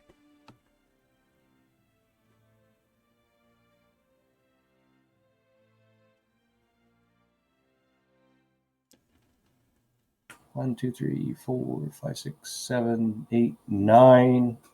Piercing 4. Piercing 6. They feel so bad about themselves. All right. So yeah, 2 of them like drop their spears, and basically cower and are out of the fight. And that's stun as well, so 4 stuns. So yeah, the last guy is. That was. Yep, and the last guy is stunned. I will, however, spend 3 doom. So as you kind of step out of the shadows, Clytius in his blood-mad frenzy. Okay. No.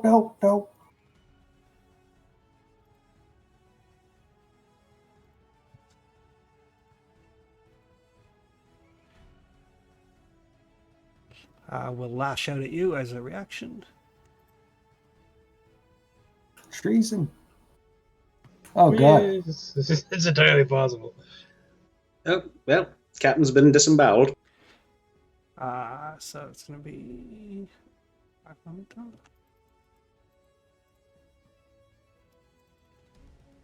Can I even parry 5 momentum? I don't think I could. Nope. I'm not even going to try. Okay. I'll spend 2 of that into damage. I mean, this was coming someday. Just came earlier, that's all. And I will roll the blanks.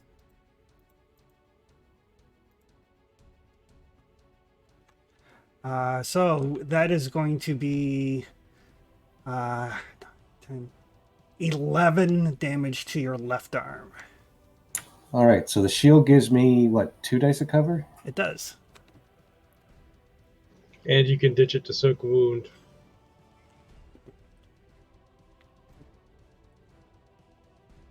That brings it down to 9. Jesus Christ. I will ditch the shield for get rid of the wound, but I'll still take a wound because I only have 7 vigor. All right. So Clytius just lashes out and just brings that colorless and like shatters your shield, which stops some of the blow, but not all. The one guard that's left is stunned. He can't believe this sudden onslaught of violence that has happened. That will bring us around to you guys again. Oh, good.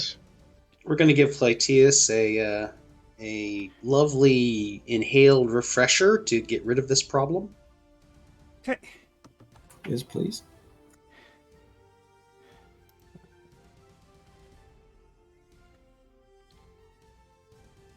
Gotta take a swing at that last guy first, though. 'Cause fuck that guy. No. Oh, one sec here. As Rory comes in, I'm going to spend 3 doom. And have Clytius lash out at him.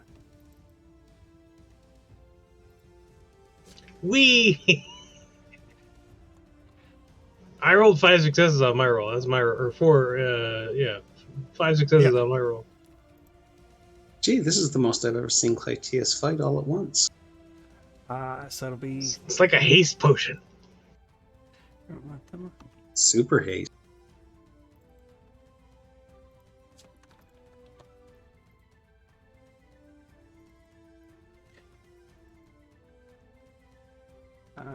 Roll that blank.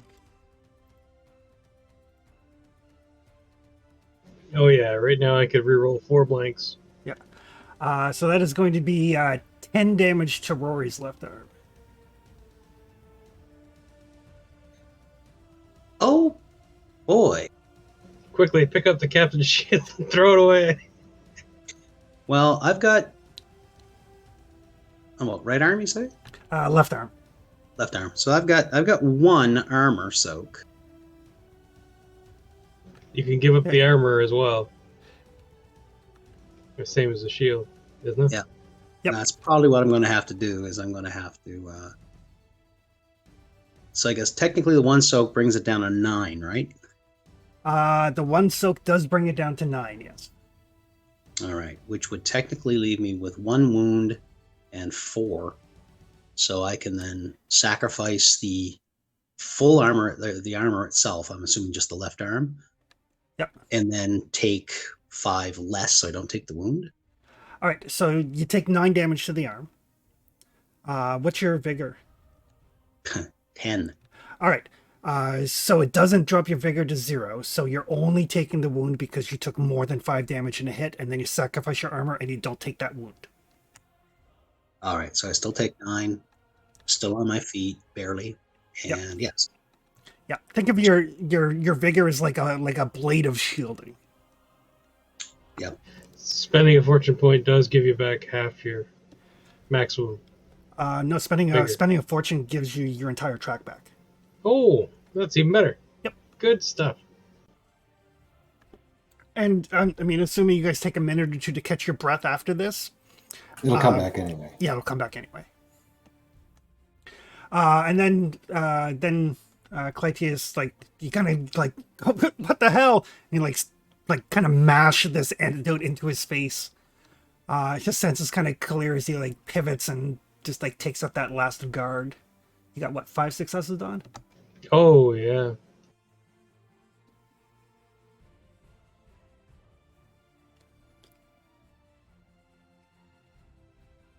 Well, I'm going to spend that fortune point to get my vigor back.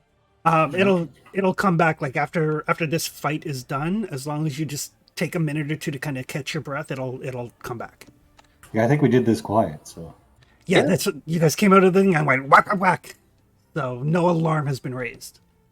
How much momentum did I have on that one, Chris? 4. Okay, so I'll spend, I think it's 1 for blood on steel. Yeah. And 3 on damage. Splut.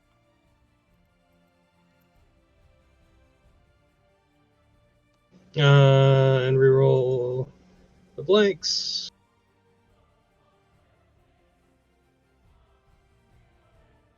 Wow. 6. 6. He is actually still standing. I know, it's terrible. Well, he Because- did say Not originally. for long. Not wrong, no. Yeah. So yeah, he's like snapping out of his stun, and you whack him hard across the arm, and he kind of clumps to the side, kind of staggers to his feet, and then Ragnar and his gang basically just like stab him from behind as he's getting up. Sure, couldn't have done that when you're hitting me or the captain.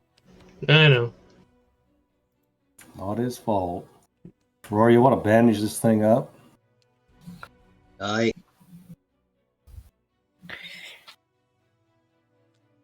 And yes, it is quiet. Ragnar, Captain, what about these two? These two. And he points to the ones that are cowering.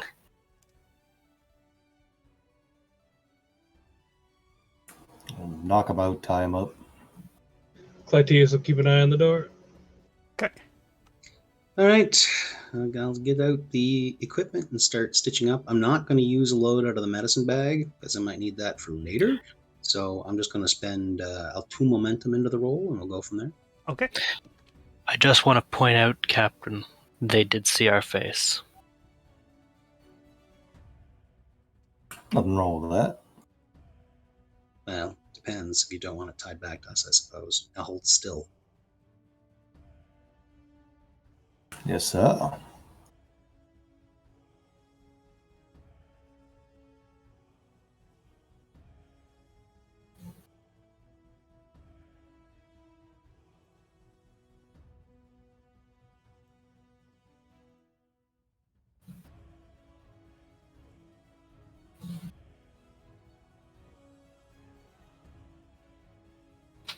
I'm going to re-roll that 18. Okay.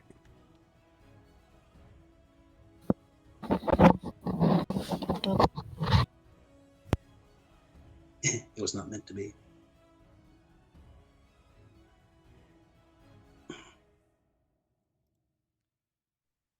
All right, so we got him stitched up. Yes. Yeah, his wound is bound. I mean, you don't want to get hit again, but it's bound for the time being. Okay. Yeah, so we'll take a breather. I'll grab one of the shields off the guards. What are they wearing for armor? The guards are wearing.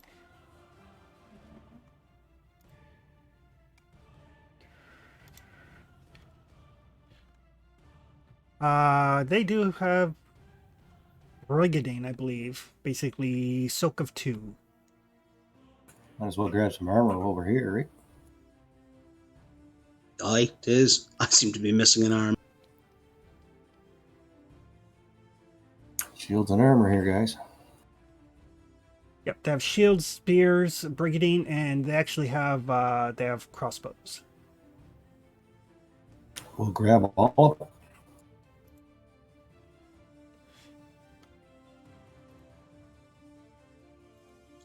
All right, let's get some new armor on. Kind of roll the bodies over into the tree line or something.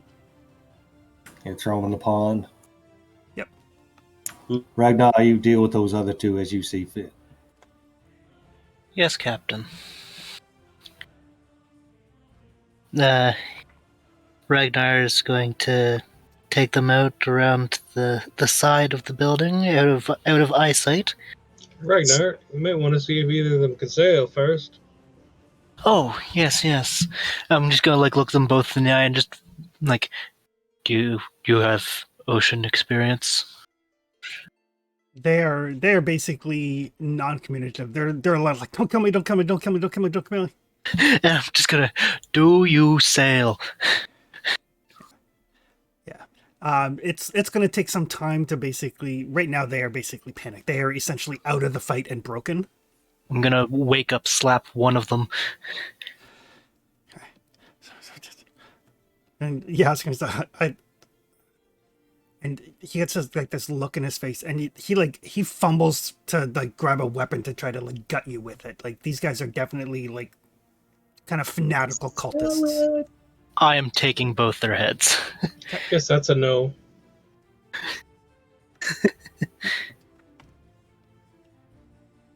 We tried to be nice. Mm-hmm. I think we made every effort. Anyone got a key on them? They do not have a key. Maybe this it's door is open. unlocked. It is not unlocked. It is in fact locked. All right. Well, Are we still trying to be quiet, or? as long as we can, I suppose. All right. I think I I'll can wait. probably pick it. Surprised we got this far, actually. I think I can pick it. Give her a go, Rory. It's a difficulty 2 thievery test. Yeah, we get lots of momentum too, which is nice.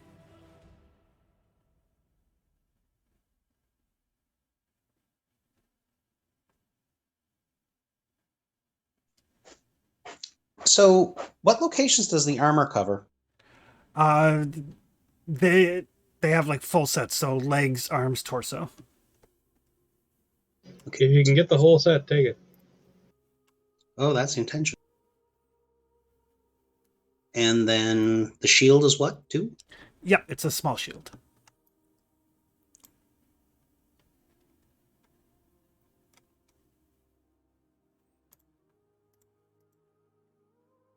So wait, this is the house of a fanatical cult, right? It's the house of a minor merchant family that you've been told is secretly involved in cult activities. Well, I certainly Ragnar, Ragnar, being the shitter that he is going to like maybe take like just a little bit of the blood that's been trickling out of them, and just kind of like paint a Nordheimer rune on it, like as one of the onto the side of the house, Okay. and just to one of the one of the Nordheimer deities' runes or whatever. Gotcha. Okay. Just be like, "Your death god, mine." How do I get the armor to be equipped? Okay. One sec here.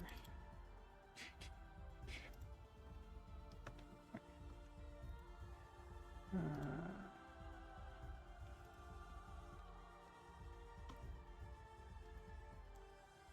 12 sessions in, and we finally got away mission armor.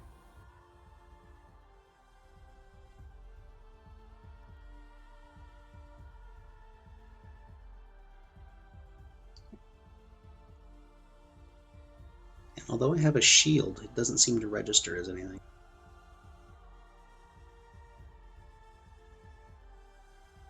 Yeah. The shield gives you cover, right? Yeah, it gives you 2 dice of cover. It doesn't give you give you actual Oh. armor. Okay, gotcha. But there you go. They All just right. they don't have they don't have coif or anything to protect the head. No problem. I'll just offload the buff coat into the lake with the bodies. Okay. So it takes you like 5 minutes or so to kind of get the armor in place. Clytius and Ragnar and his men can help you since you're not used to like how it snaps and buckles and everything. Cool. All right, and then you have a door to either pick or break down. Well, I'll attempt to pick the door. I'm assuming our vigor has returned with our rest. Yes.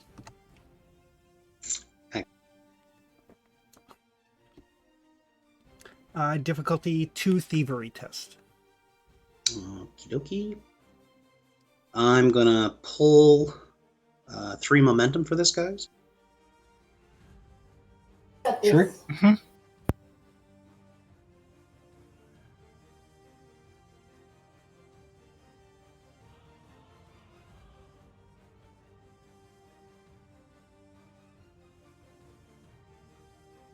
Alrighty. Nice roll. So takes like 5 minutes or so, 5-10 minutes, but it goes and unlocks. That's why you're my favorite, Rory. I'll thank you, Cal. Ouch. Captain says that to whoever rolls good anyway, so.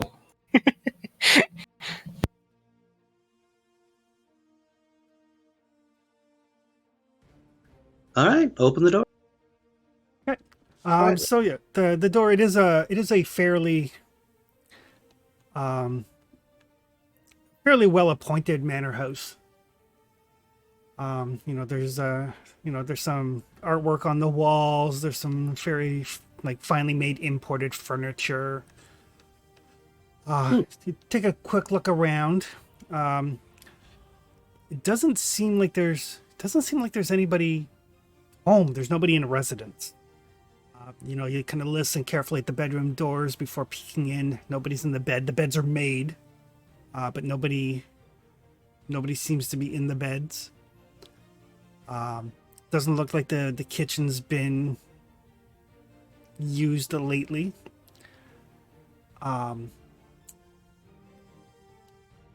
Take a quick look upstairs. Again, Clytius is very good at kind of noticing things that might be valuable. See, like pull some drawers open and stuff.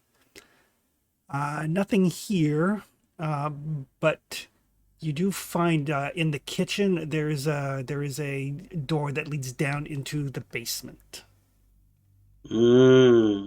Cult.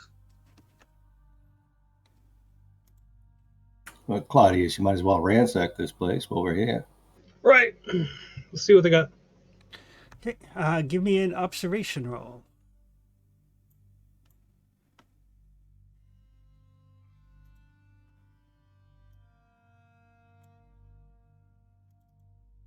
Observation is a good thing.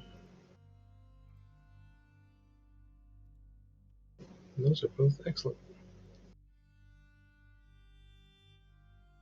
Okay. All right. So you take a quick go through, grab grab some cutlery, grab this looks valuable, that looks valuable. Yeah, Basically, the real silver. I'll give you two combat dice worth of treasure, and then one more for every momentum you wish to spend.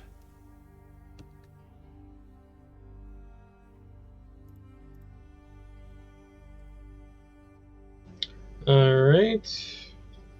I might as well spend a good chunk of them. Just leave us one left over. Sure. You're going to spend 4.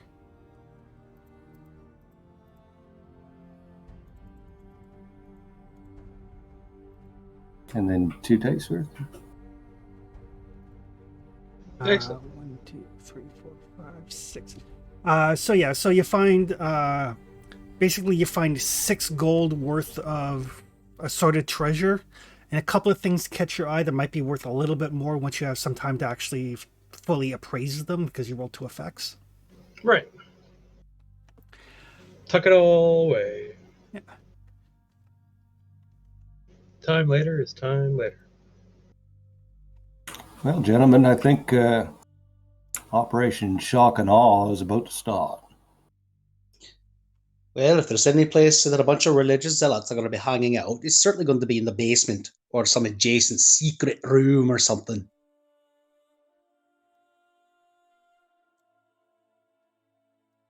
Well, Ragnar, Claudius, if you'd like to do the honors. Right. Do you want the honors, Claudius, or shall I? My step might be a little lighter down the stairs. I was just going to kick the door. Definitely a little lighter then. I will try to maintain this lovely, sensible stealth that we've been managing to do. Somehow. Okay, everybody can give me stealth rolls then. I mean, it is a strange and odd thing.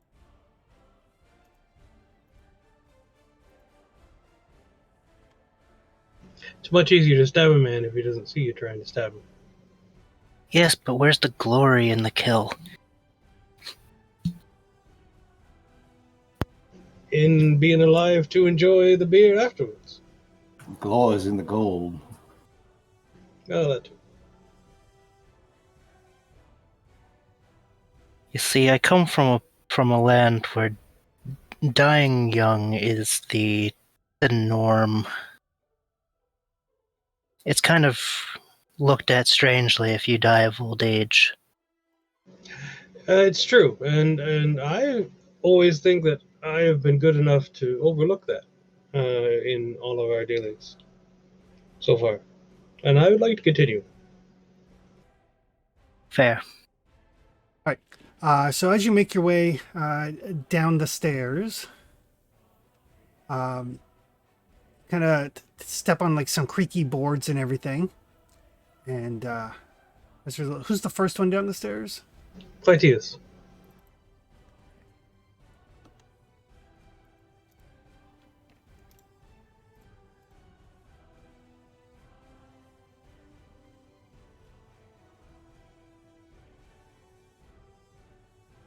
Hopefully the door is not a mimic. The door is not a mimic. That sounds like something that really knows that the door is a mimic would say. It's when the ladder is a mimic, you gotta watch out. Or the ship. That's fair. Don't even talk like that. So as you make your way down the stairs, there's a thump, thump, thump, thump, thump sound as a bunch of crossbow bolts get fired at you since you were not stealthy at all. That is I going to mean, we be knew this was coming. 1, 2, 3. That is only 4 damage. I don't have a way to roll hit location. 2 cover dice and some armor might take care of that anyway. Okay.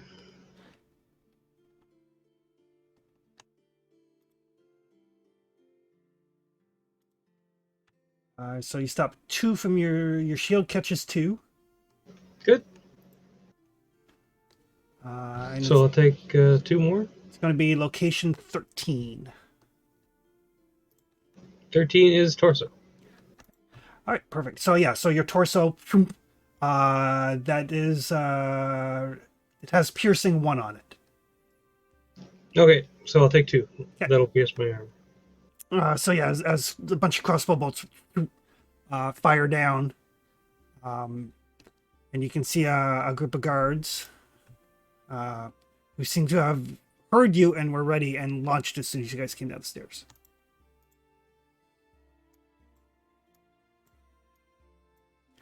But other than that, initiative, you guys are up.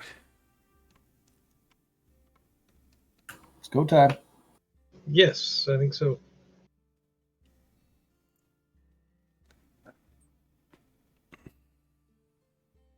Clytius will hop in and take out the second guy. Leave the first guy for Ragnar behind me.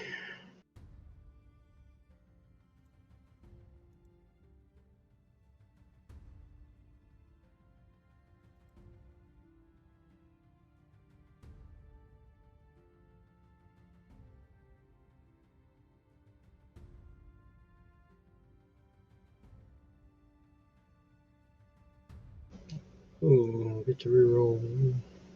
No, I don't get to reroll any of those. Oh, balls. Right. Does 1 hit?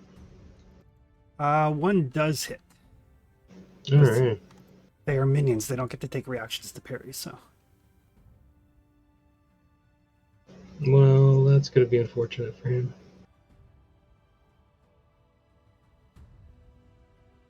So that's 11, 12 damage.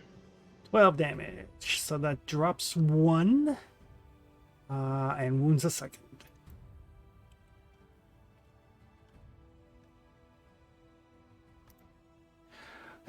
And as you kind of round the corner, you do see that there's another group of guards kind of behind you. Right. I'd like to get into the midst of that first group there. Yep. So you're engaged with those guys. Yep. All right. You guys are still up. Do the other guys have crossbows as well? They do. Can I put at least one of their guys between me and them? No. Okay. So, I mean, like, if they fire at you and roll a complication, then they will hit one of their own guys. It seems fair. Ragnar and crew will close with the closest guy. Okay. So yeah, so as you kind of like round the corner there, you can see that there is another group kind of behind Clytius. I'll go for those guys. Right. Difficulty is going to be 2 to hit them because it is dark. You can barely see them. Okie dokie. Let's do it.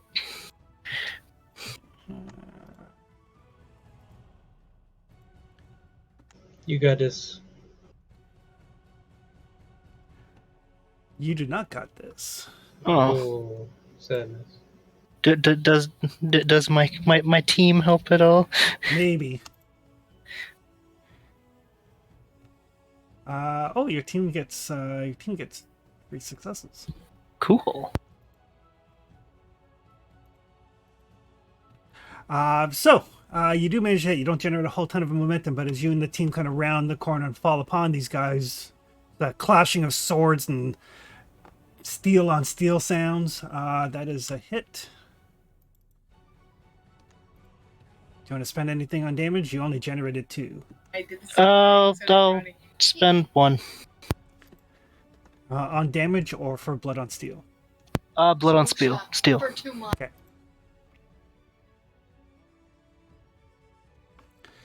And how many can you reroll? Up to 2.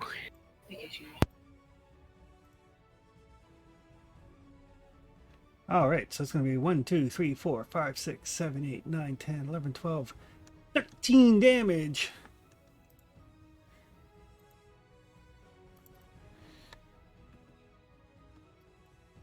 Uh, 13 is... Man, so you guys fall upon them and you drop one of them right away, and it's like spear the other guy through the gut, and he starts like bleeding all over the floor. He is not long for the world. Excellent. All right, Caro and Rory, you guys are up.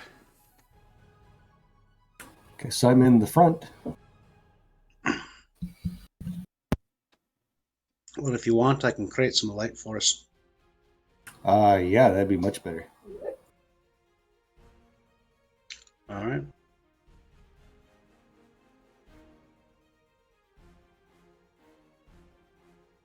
Light some fools up. Yeah, I'll target one of the guys. I'll come down, I guess. Get into the.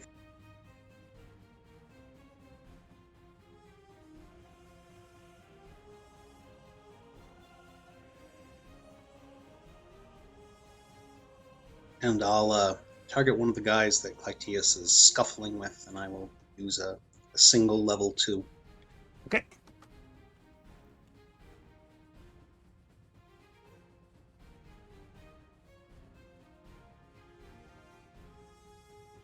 Just have the 1 momentum. Yes. I'm going to use it. Okay.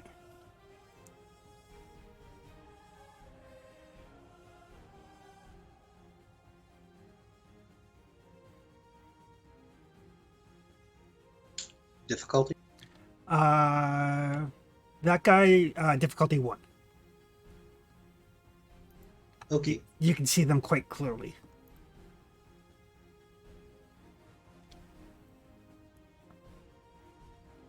Gonna reroll that 19. Okay.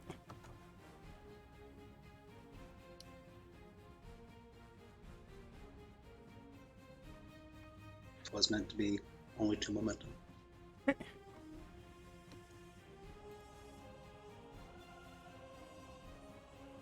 I'll roll my 4d6. Okay.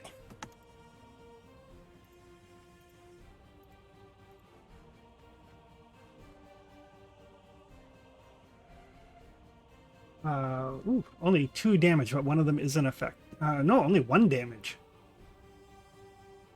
You can spend a momentum to reroll the 3 blanks if you like. Yeah, I guess I'll do that. Okay.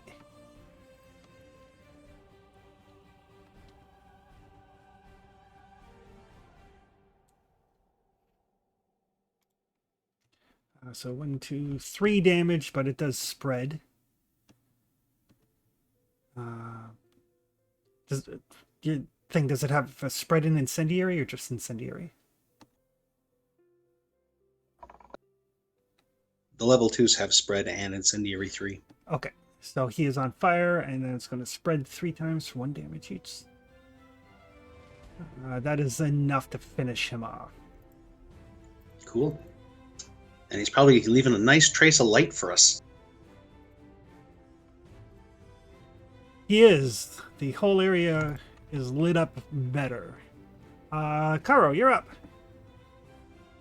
All right, Clydius is fighting. How many are left in that group?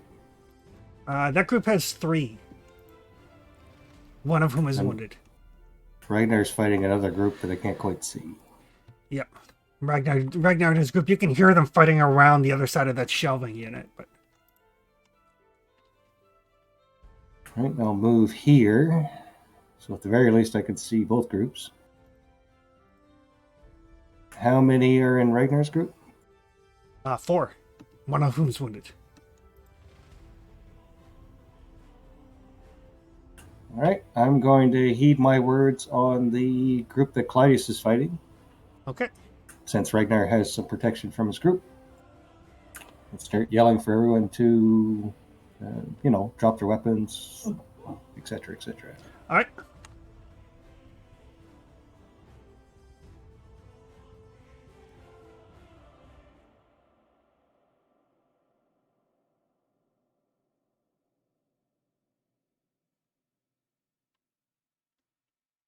It should do.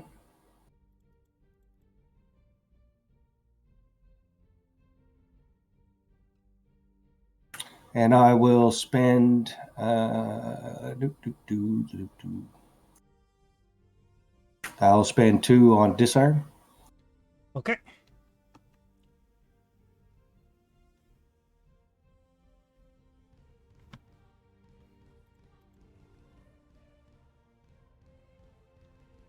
Yeah, that should be enough.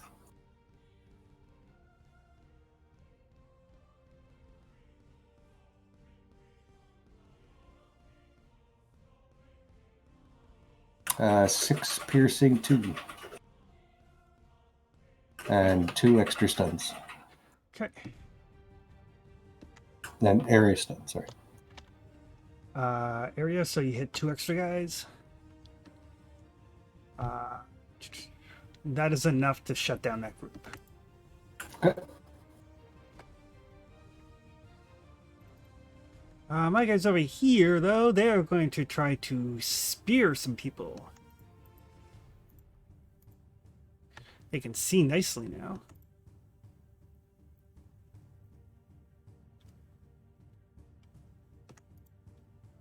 All right. Jeez. Before they weren't keen on it. Now they're motivated. That's actually not a complication because they do have the skills. So the 19's not a complication. So we may as well spend that 3 on damage. That's what red shirts are for. Yep.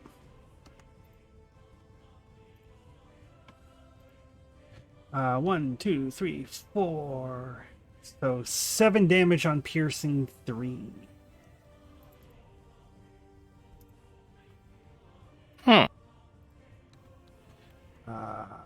Oh, they are going to kill one of your guys. I haven't named the Argosians yet. Okay. Are they toughened or are they minions? All 4 of them are toughened. Okay, so they will kill one of them. They will kill one of the unnamed guys. Sure.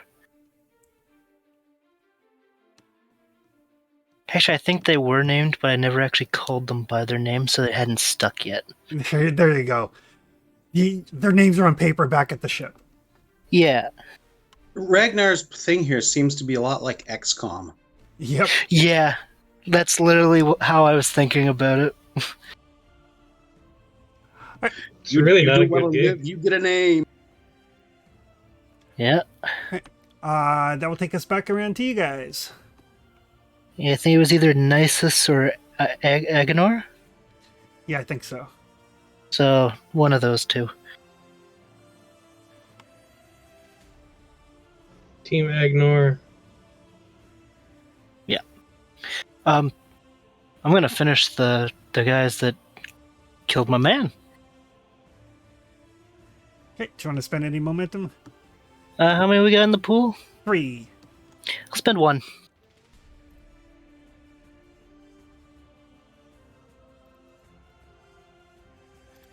Your 4 guys. 3 guys. Oh, 3 guys. So 1 more, so that's 3 momentum. All right. Let's see. It's 1 for Blood on Steel. I believe I have something else that I can spend a momentum on. Probably. You can spend 1 on piercing. Yeah, you don't have Killing Strike, which is the other big momentum spend. All right. Yeah, I'll leave the other 2 in the pool.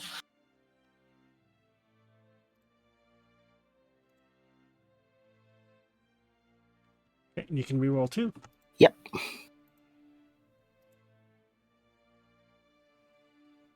Oof.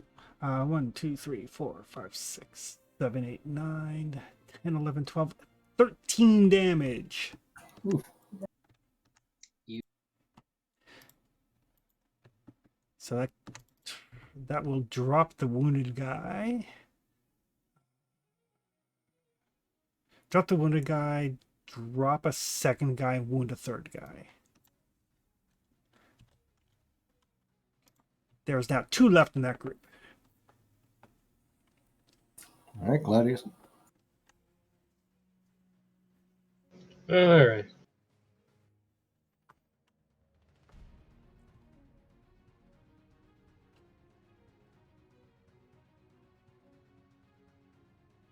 And they are now well lit from the burning pile of corpses behind you. Oof. Oof, that's good stuff. There you go. And you have 2 extra momentum. Okay. Spend 1 for Blood of Steel and 1 for an extra damage.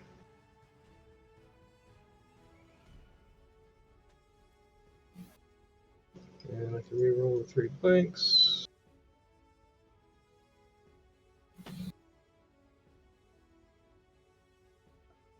So your sword So already that's- has vicious, right?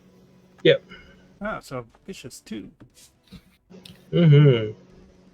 So that's 5, 7, and 4. Or no, yeah, 4 more. It's 11. 11 damage. 11 damage will kill the wounded guy and finish off the other guy. Nice. Nice. So yes, as you guys are making your way through this basement, it does look. I mean, it's stocked like you would expect a basement to stock. You know, there's like, you know, casks of preserves and dried meats, and you know things that they would lay in for the leaner months, as it were. But what really draws your attention is down at the far end. There seems to be a tunnel entrance and a very large, like this. As you make your way down, you can just barely see what looks like a statue of some sort. Looks like some sort of weird vulture-y creature thing. Right. Before we go in, I'd like to grab a bit of spare cloth or something, if we could find something like that. Okay. Whether to tear off one of these guys' shirts or something, and Alright. just kind of wrap it around the one or more of the arrows stuck in the end of my shield, Okay.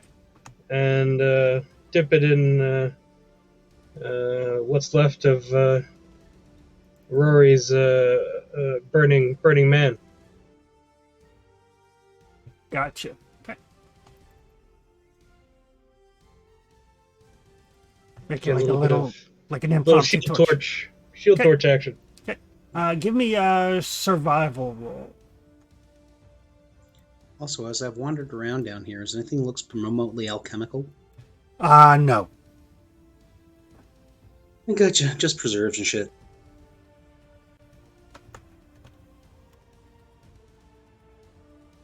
Mm.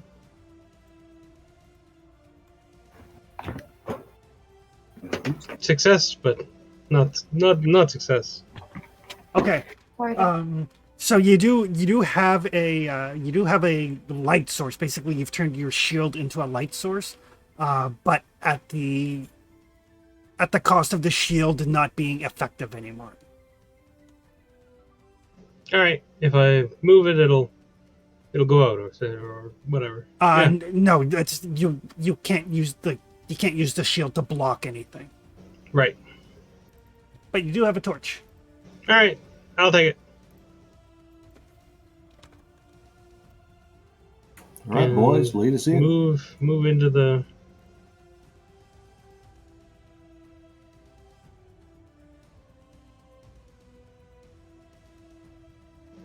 actual fuck. So yeah, as you make your way in, there's like some broken crates with just like rubble strewn about. This skeleton thing that was on the map that I found on Incarnate is actually more like a statue of like some demonic vulture-y thing. Well, that's much less disturbing. Excellent. And somebody can give me a lore roll. I think we got them all, Captain. And there is a tunnel entrance behind the statue. Oh, never mind. Spoke too soon. So lower roll. Oh, you, Rory. Yeah, I'm gonna use a momentum.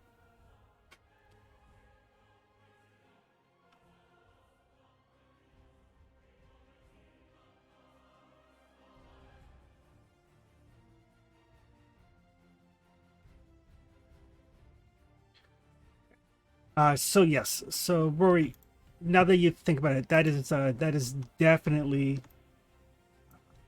a statue of Jatea. And now that you kind of see it, you realize that like, oh, you know, you basically, there's a difference between reading a name and hearing a name, sort of thing. So when you heard the name, you didn't quite put two and two together, but now seeing the statue, and Jatea is a malicious and demonic being, who, according to your studies, terrorized the world, destroyed everything in her path with demonic vultures that served her. She was defeated in battle and imprisoned within the form of a statue.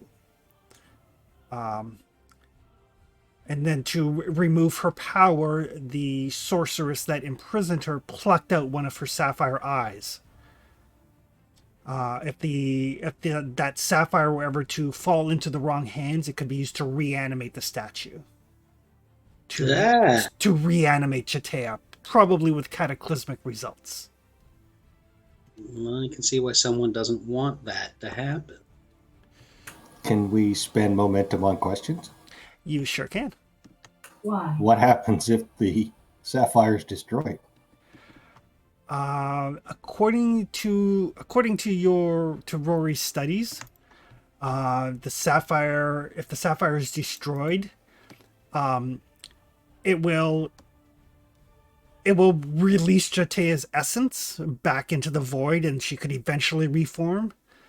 But it would take a long, long time. Like right now, like according to what Rory has read, the essence is trapped in that sapphire. If that sapphire is replaced in the statue comes to life. Is the statue's other eye sapphire? This statue looks like a very crude carving. It is not the imprisoned demonic entity. It's an homage. All right then. Yeah, it's an idol. Low res. Right. So if the sapphire is destroyed, it will release that essence back into the ether, and Jatea could eventually reform, but we're talking on a scale of millennia. Well, that's interesting. But I'd say that at this point, it's you get it out of the hands of someone who may wish to use it to reanimate. Hard to argue with that. Right. Down the hole, I think. Well, this cult certainly seems to be of wanting to use these things. So if they got one, if they found another one, dear Lord.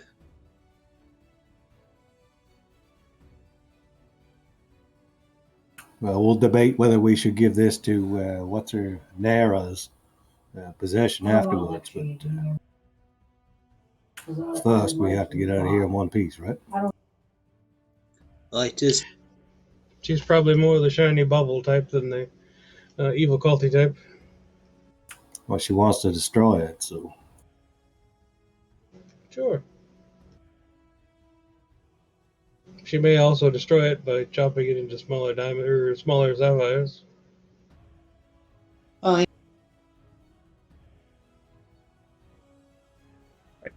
So as you kind of step into the tunnel, you do hear some chanting in a strange language. Emotep. Yeah, that sort of thing.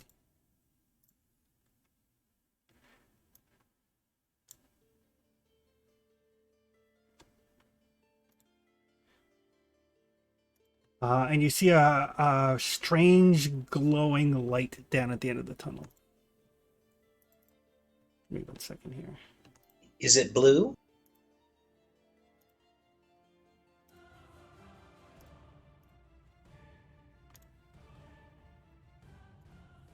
It does have a bluish look to it.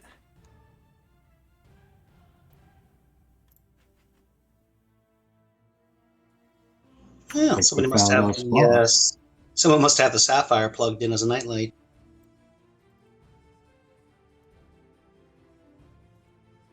It's a good idea.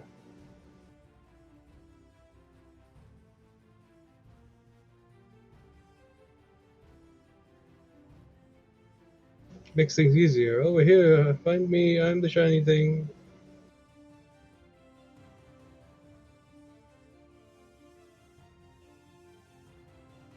Sally ho!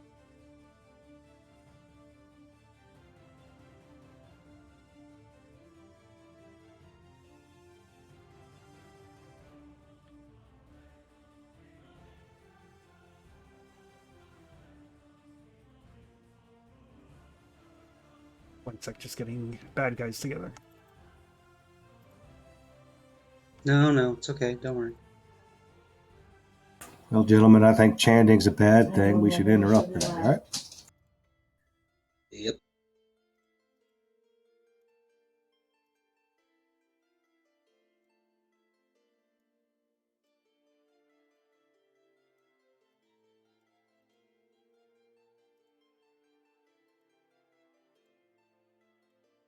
Alrighty.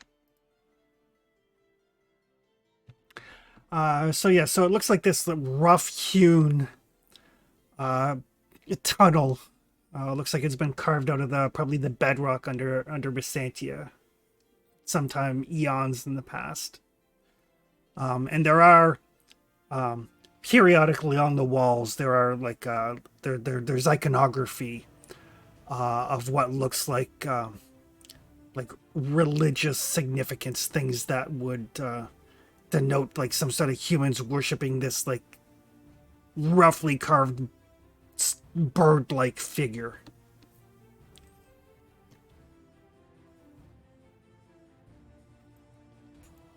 All right, let's not do this subtle. Let's go.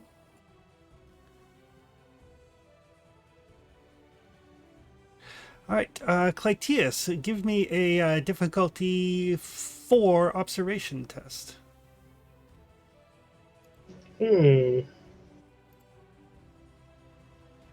Spend what you need. Might be time for a, fortune point. Yeah, one of these and one of those, and we'll see how it goes. Yeah.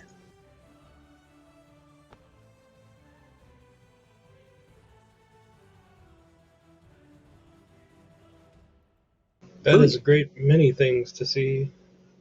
Wow. All right, so just before you get into that intersection, you kind of stop for a second and you notice that the floor in that area Mm. It's a mimic.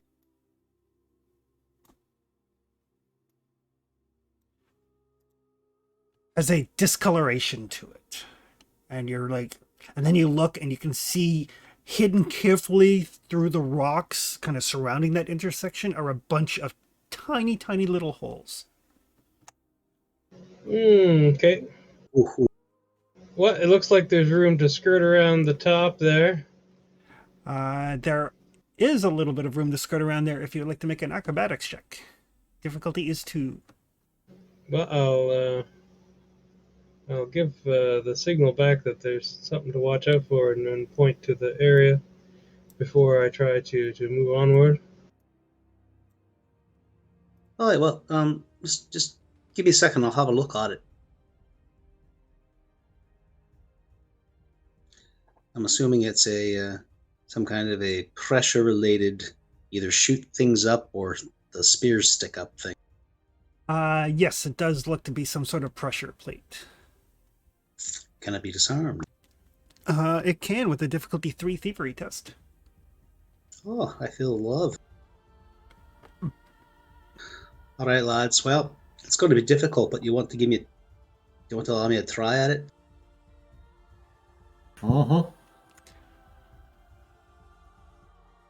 All right. I'm going to use. Keep an eye out from the other side here. I'm going to use a fortune point, and I'm going to use. I just need one more momentum to max everything out. Yes. 2. Oh, 2. Okay. 2 base, 1 for the fortune, 2 momentum. Gotcha. All right.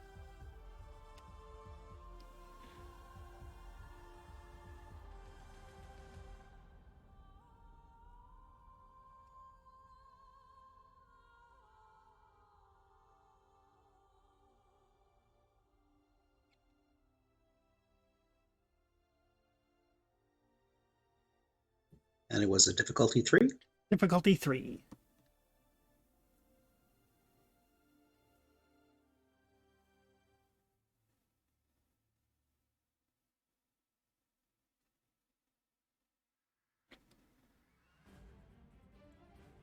Nice. Barely made that. Hey, good thing Roy's for that kicking fortune acid. point. Oh, hells yeah. All right. So as Rory is tinkering with this pressure plate, you can spend momentum if you would like to do it quicker, but otherwise it's going to take you about 10 minutes or so. You can spend 2 momentum to halve that time down to 5 minutes. That sounds like a good idea, right? All right, we'll spend those 2 then. Have that time. Okay. In the meantime, Clytius, as you kind of scout the area, it looks like that passageway is blocked in. Ah, shit. Blocked in over here.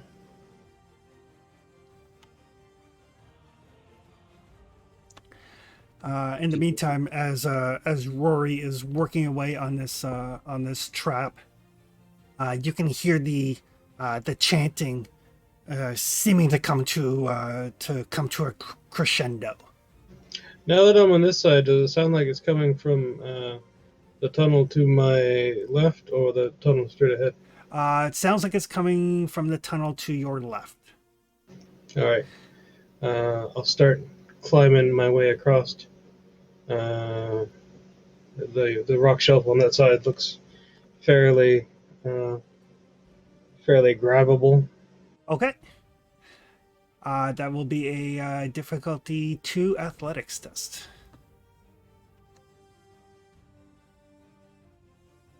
I figure I just disarm the trap for those of us who don't have any chance in hell of doing the athletics. Yeah, no worries. I agree. I reduce the difficulty by 1 step for human spider.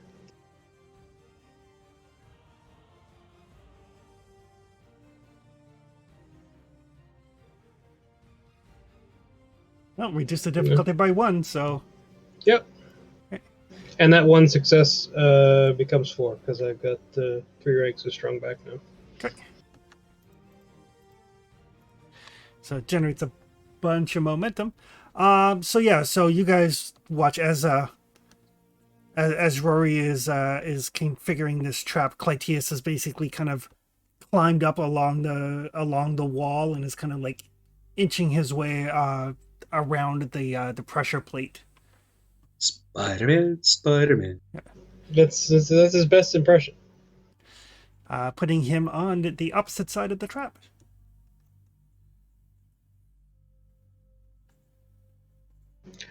Check back with Rory, see how he's making out. But don't interrupt. Yeah, he's gonna be a little bit. Like it's gonna take him 5 minutes in total to disarm this.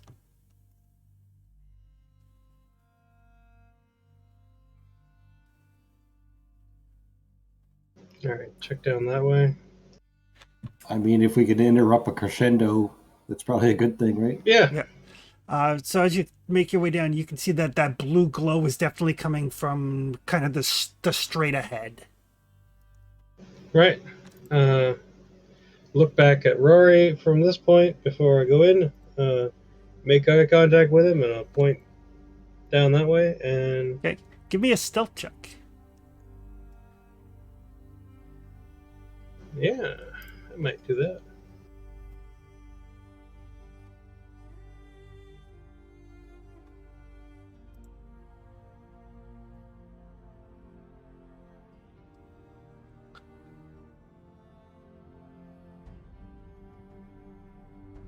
I'll do a fortune on this one too, just because it's fun.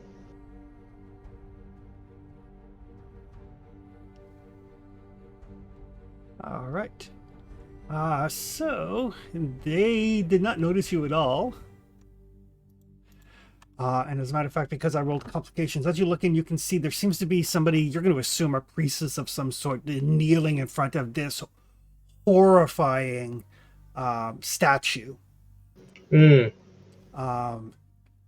And as you notice, you see in the kind of the upper reaches of this chamber, the chamber is probably about 20, 30 feet high, probably goes from, the sub-level you guys are at up to just under ground level. But there are shadows moving up there. These like bird-like shadows with elongated necks. And there's that one prominent lady there among the cultists. There is only the one cultist. Oh, there's only the one cultist.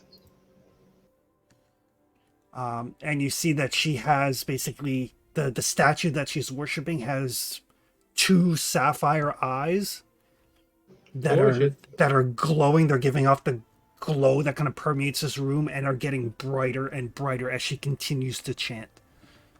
She's probably real busy. So I'm just gonna try and skirt around here, and then maybe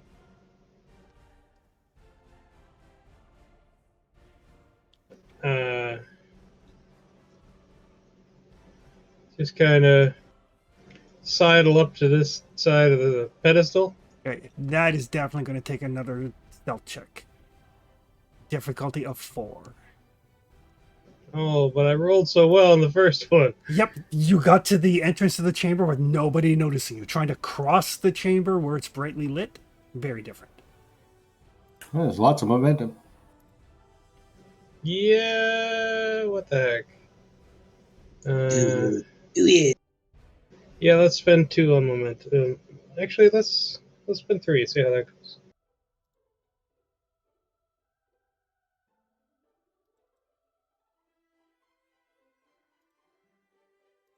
Oh, he got it. Oh, he didn't.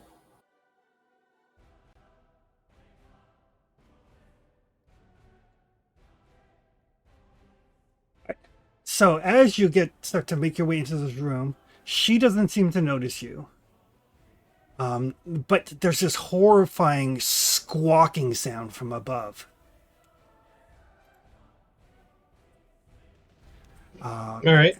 And kind of lunging out of the shadows, you see a dozen or more of these, they look like vultures, but they're kind of like a dark reddish and black coloration.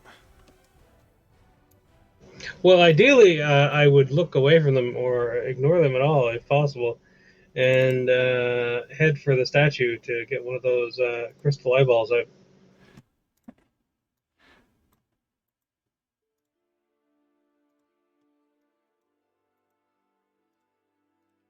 Alrighty, initiative. You do get to go first. All right. So the jig is kind of up. Yep. Head across the room as fast as we can. You guys, by the way, have all heard this horrifying shrieking sound. Parkour my way up the front of the statue and Okay. just try and snatch one of those eyeballs if possible. Okay, so that is going to be, it's going to take your action to climb it. It's going to take a standard action because you do have to make a difficulty 1 athletics test. Okay. It's normally difficulty 2, so it's difficulty 1 with your human spider. Right. Good.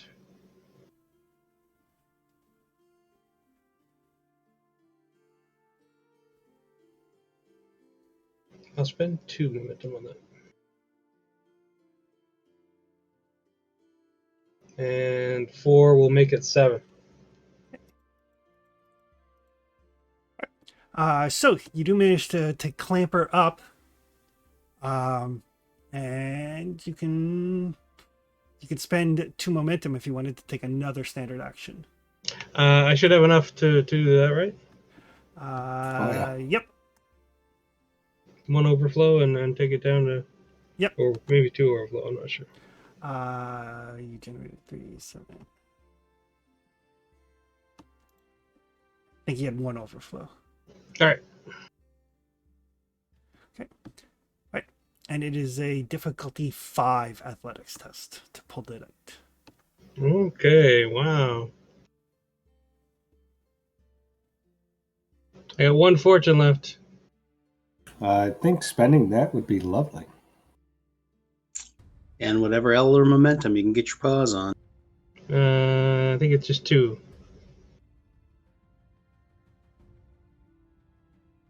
Because the momentum or the fortune occupies the last slot. Yep. Any rerolls or things? 5 Nope, successes. 5 will generate 8 successes. Boom.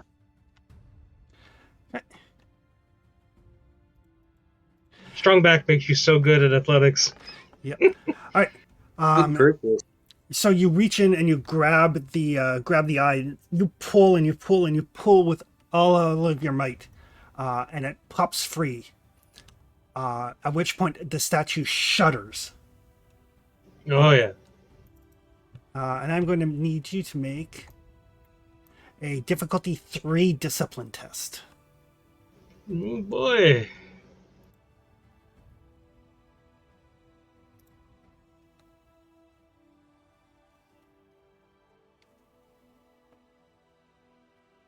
Yeah, I'll spend 3 on it. Why not?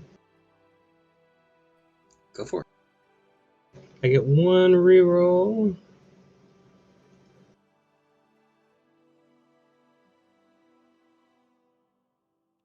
Well, Okay. All right. So as it kind of shudders to life, you realize that you've interrupted the ritual, so it's not at full strength. But it is. It very much awakens. okay. And then I will spend some doom to interrupt the initiative. Nice knowing Oh, you, buddies. it's mad. Oh, it's angry.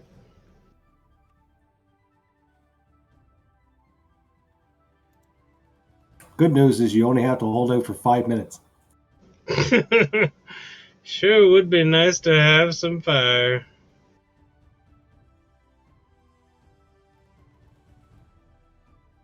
I mean, worst case scenario, throw a box on the trap and jump over it.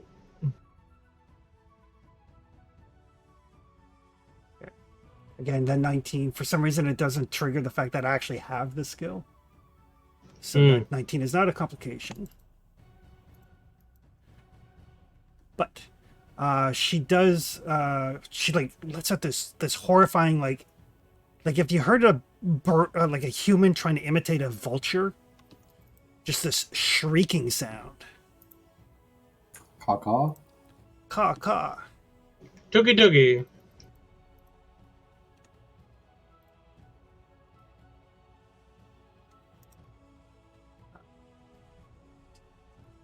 And she basically reaches into her robes and she throws this heavily scented, finely ground powder in your face.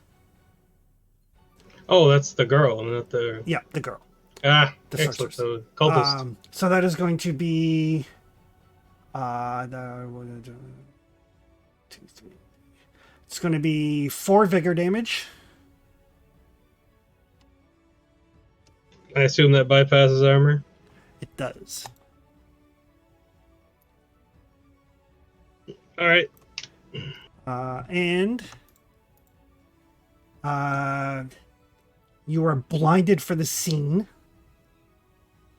Oh, shit.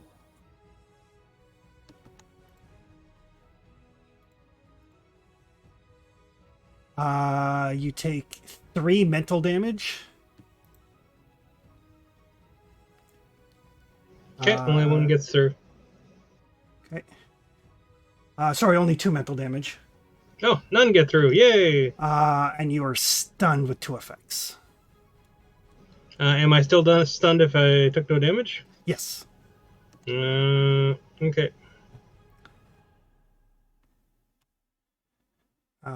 That is her. Around to you guys. You hear horrifying sounds down at the other end of that tunnel.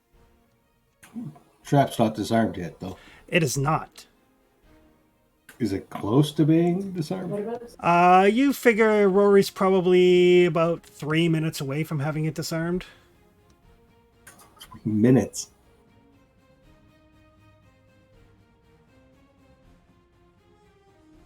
Okay. Would it we're be gonna faster? have to- Would it be faster if I just set it off? Maybe. You don't know if it resets or not. Unless you want to spend momentum to ask questions. Do we? I have think any? we do. You have 3. I'll spend one to ask if it resets. It looks like it seems to be some sort of dart firing mechanism. You don't know how many darts it holds, but your guess would be that when pressure is applied to the plate, it will trigger, and then it will take some measure of time for the pressure plate to rise back up. So there's a reset time on it, basically. All right. Well, I'll set it off, have the dart shoot, and let's dash. So who's going to set it off? Because it needs somebody to apply weight to it.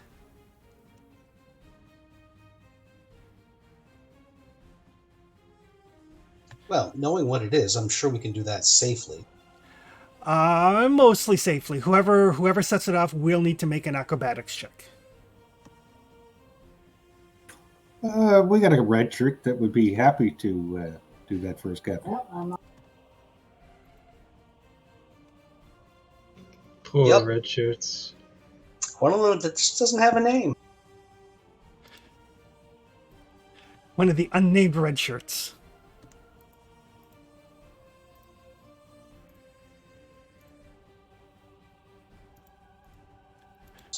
Just has to make an acrobatics roll.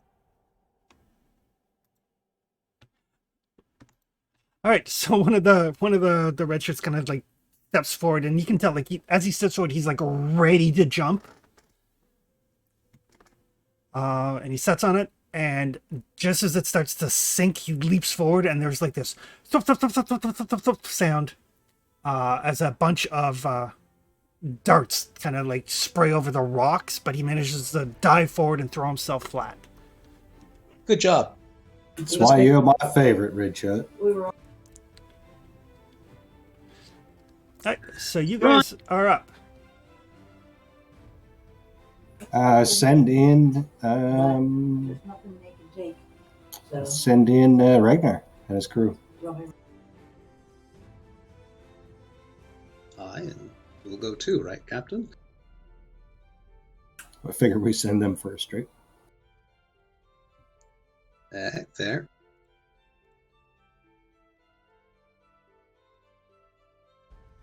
Alrighty. So Ragnar and his crew, so we'll take your standard action to get in there. And then they will need to make fear tests.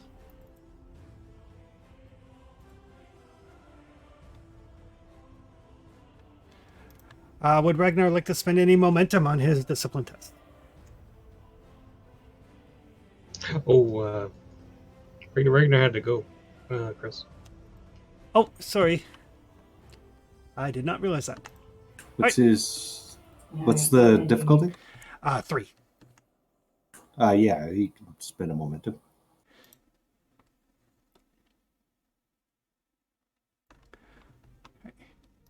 Oof. Ragnar will not succeed.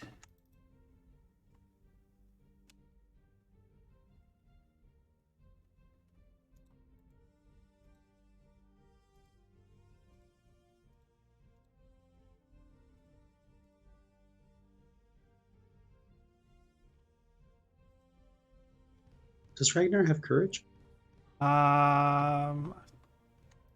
Maybe. He does. He could re-roll one of those. Yeah. Ragnar actually gets his 3. The Marines, however, fall victim to the aura of death and rage. It's okay. It's a good aura. Can't blame him, really. They're gonna take 1, 2, 3, 4, 5, 6, 7. 7 resolve. That's not good for. They get 2 soak from the inspiring leader. 2 dice of soak. 2 dice, yeah. So I'll be counseling later, is what you're saying.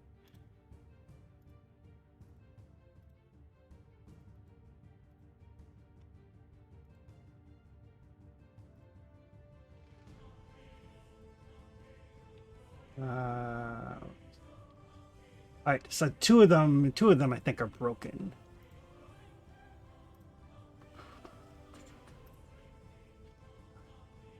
Yes, they don't have a resolve of 7. Okay, so that was Ragnar and everybody's go. Rory, Caro. I guess we're going in. So it does take your standard action to sprint to get in there. And both of you need to make it difficulty 3 discipline tests. Yep. As you see this this demonic vulture statue kind of coming to life, kind of cracking as the stone flakes off of it. And you see Clytia's like on its chest with like one of those sapphires in its hand.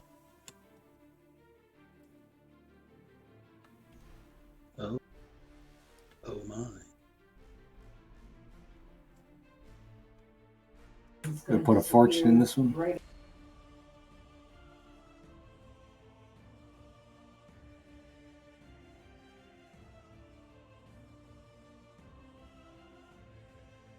All right. Carol gives no shits. So Caro generates 3 momentum. Cool. Just a second, I'm just looking at my things. Yep.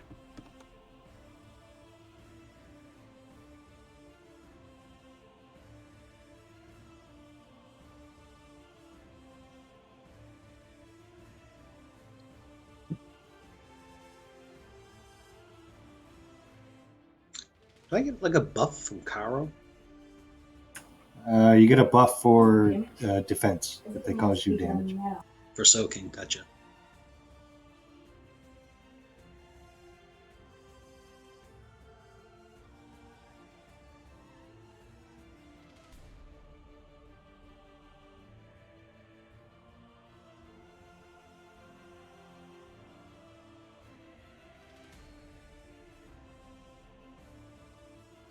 Okie dokie.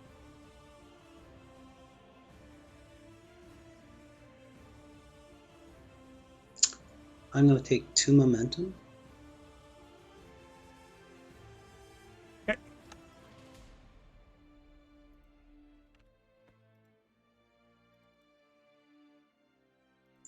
And resistance, right? Discipline. Oh, discipline. Better.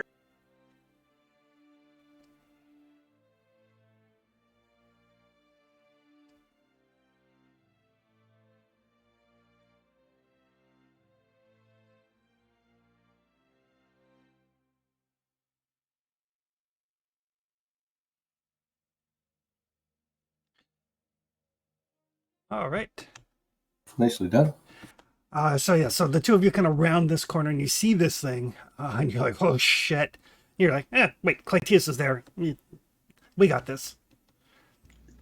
We've seen this. This is shit. This is not like something trying to drag a whole fucking thing down into the ocean. Yeah, we've seen some shit. Yes. All right, do either of you wish to do anything else? I do. I'd like to spend 1 momentum for a second standard action. Okay. I would like to do Steely Glare on that sorceress. What do you say? Okay.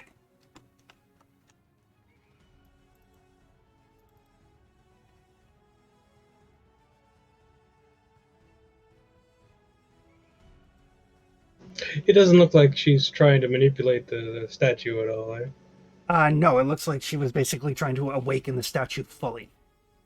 Mm. I still don't want her doing anything Don't else. worry Right? about it.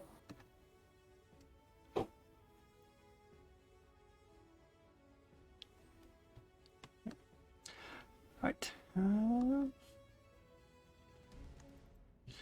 She will pay a doom to defend. You I'm cannot happy with walk to me.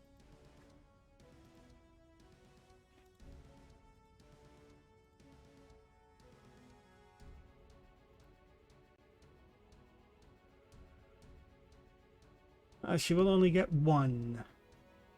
Not enough. My business. All right, I we will have be what, right 3 momentum? Actually, I can't. You have 3 after the 2 that you generated. So I can use one to take an extra go. Yes. I'm just going to do my damage here. I'm going to spend. So I Don't give gained me what? things 2? unless it's Yep. I'll spend those 2 on penetration. Okay.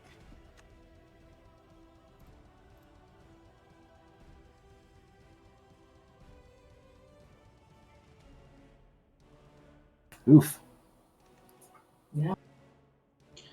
Spend the extra one to reroll those blanks. I don't need to go. Okay, I'll spend the 1. Okay.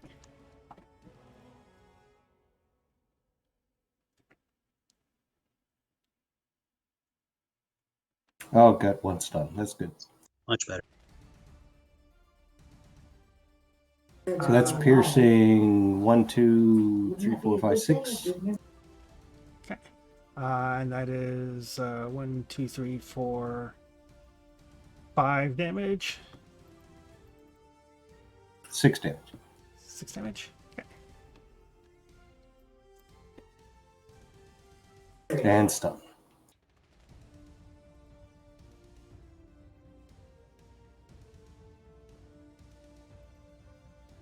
Just trying to eat the doom, right? Yep, I'll spend the doom so she's not stunned. All right, my turn.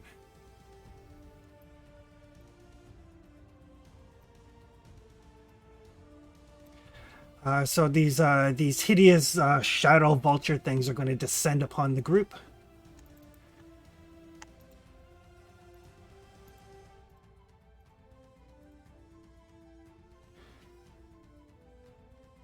That's going to be a significant hit on Rory.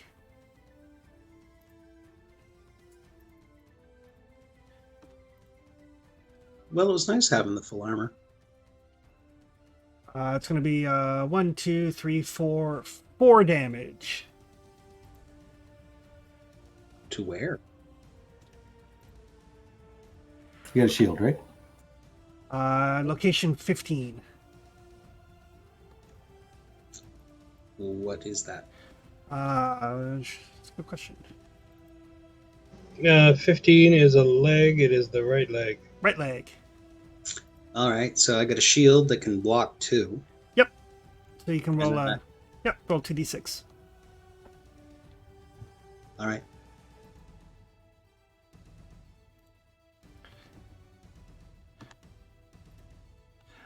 So you block 1, your armor absorbs 2, so you take 1 point of vigor. Fair. That's not bad. Okay. I'll take it. Another group is going to descend upon Karo. No.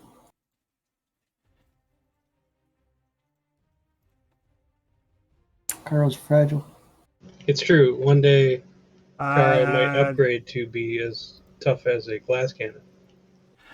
they are going to hit, but not generate any doom. Right now, he's just a paper cannon. But that is going to be 1, 2, 3, 4 damage. All right, shield for 2. Location 14. That's torso.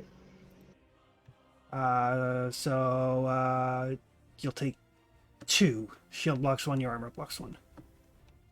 Armor blocks 2. We got fancy armor. There you go. So you'll take 1.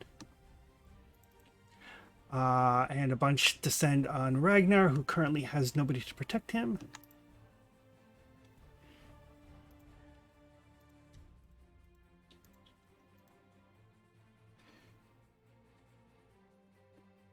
Those are actual complications. Nice. Hey, good to hear.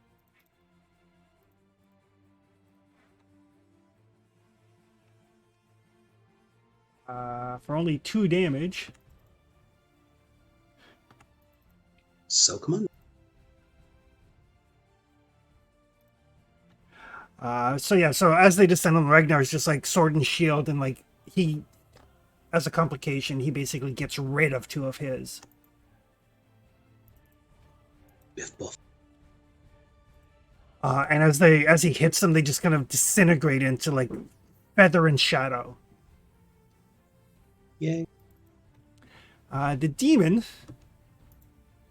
is going to use Crushing Fist on Clytius.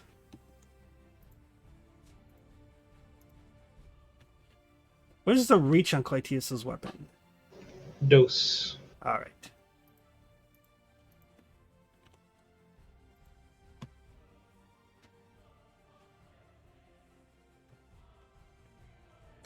Uh, 3 momentum.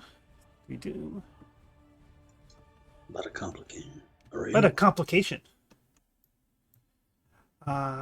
So the complication. He breaks a nail. He doesn't break a nail, but he is off balance. Basically, he loses his guard. He like overreaches as he's trying to deal with Clytius. Nice.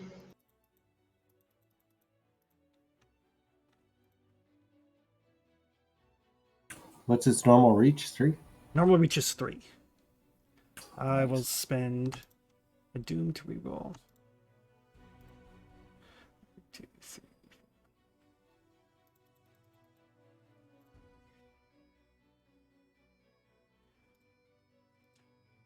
Oh, it's much worse.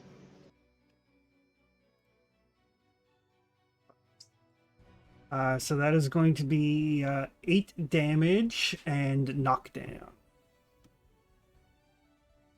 Okay, roll for my shield. Nothing. It's going to be location 16. Right, 60 and how much damage? 2, 3, 4, 5, 6, 7, 8. 8 becomes 7. 7 would do a wound, but I will give up the shield.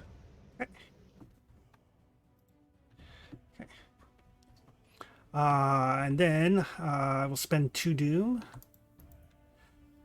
So as a minor action, it will basically one of your nameless minions. It basically just reaches down and kind of like turkey gobbles it and glug, glug, glug, glug, glug, and devours the corpse. Oh, poor Richard. And it will increase its brawn. Oh dear. Maybe it'll get indigestion. And then it will just spend doom to take a second major action. Sure, everything will be fine.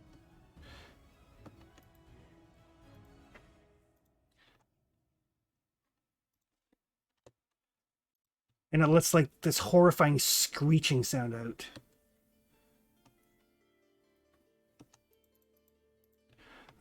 So it's basically, as it like knocks Clytius to the ground, it's like gobbles up somebody, and then it like just reaches down and just like screeches at him.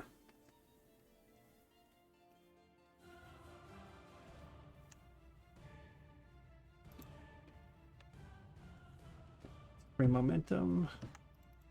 I'll spend 2 of that on piercing. Is this a threaten? It is a threaten. I'll give you a doom to try to counter it. Okay.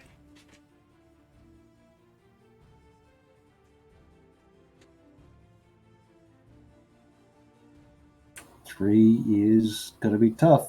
We have no momentum. Spend my last fortune.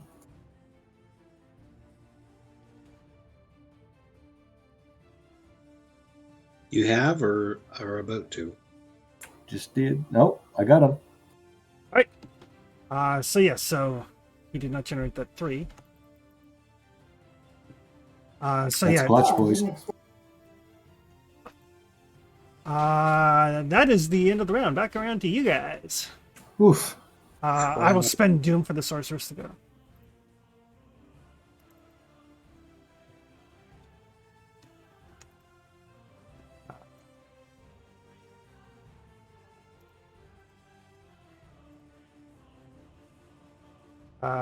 She's going to spend some Doom.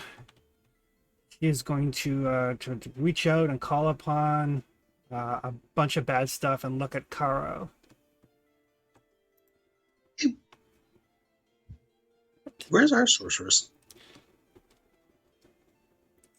As far as I know, you guys are leaving her to do a distraction. Oh, okay. Didn't know she had to maintain it. That may have been a tactical error. Meh. We're here. I'm sure she's probably figuring out something up there anyways, based on the amount of psychic energy this is probably throwing off. Alright, so I'm spending 3 Doom to act as a fortune point for her. And then 2 Doom on the roll.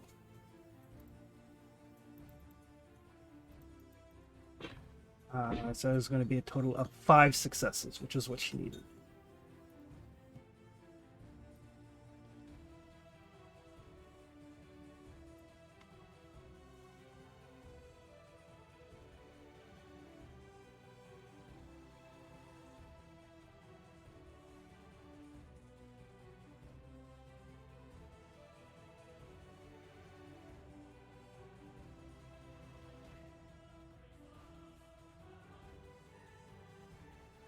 So that is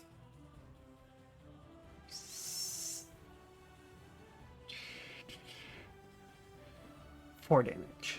4 damage and a bunch of effects.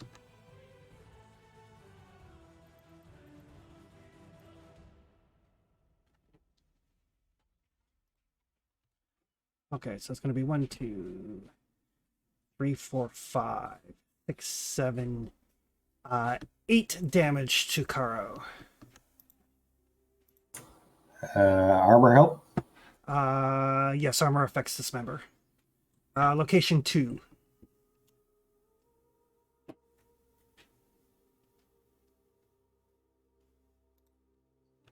Location 2 is your face.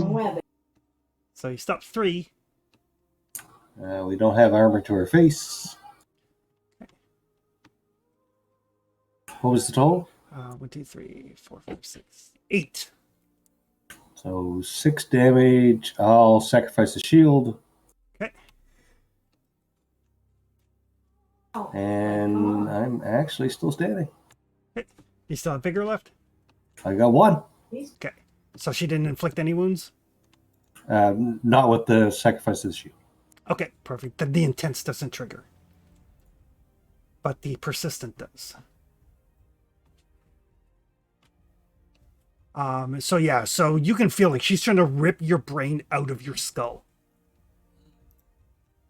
Yeah, that sounds nasty. You guys are up.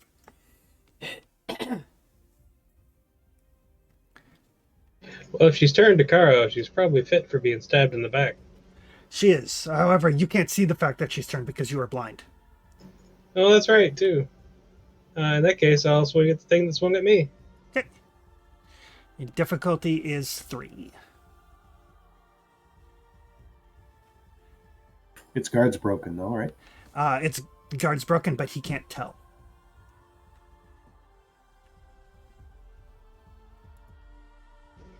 Is there momentum or no? No. Oh, good.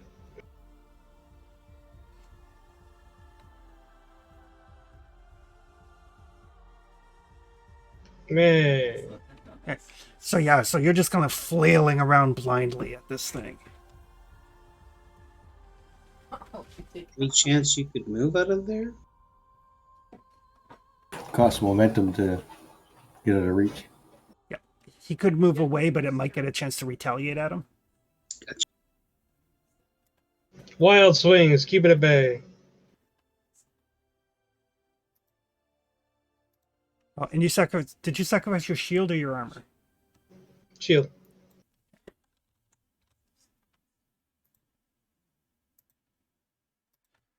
All right. You guys are still up. Ragnar is probably going to deal with the rest of the creatures facing him.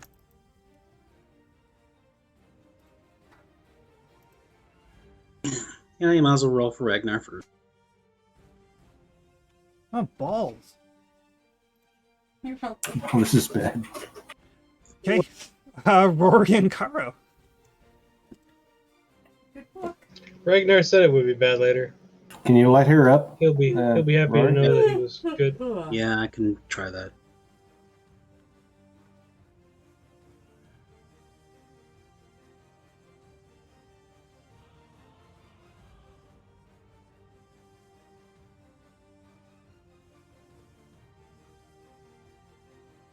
Alrighty. I'm going to use one of the more powerful area ones.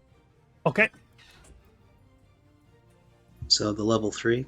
So it's got area and incendiary 3. Okay. And I'm going to make her my primary target. Okay.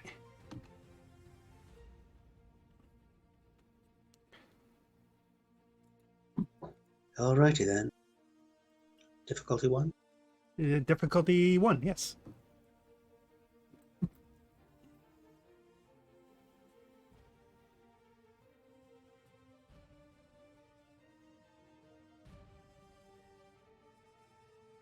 How badly do we need this, Captain? Very. Alright, I'll spend my last fortune. Dismember is no joke.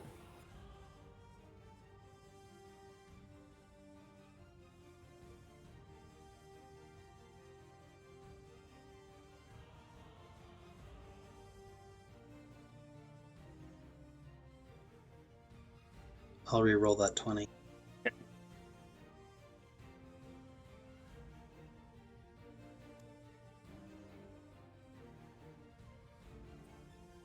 There, we got some momentum. All right. So kind of like fighting off these shadow vultures. You reach in, you grab your explosive, toss it at her, splashes all over her. I will roll my 46. Okay.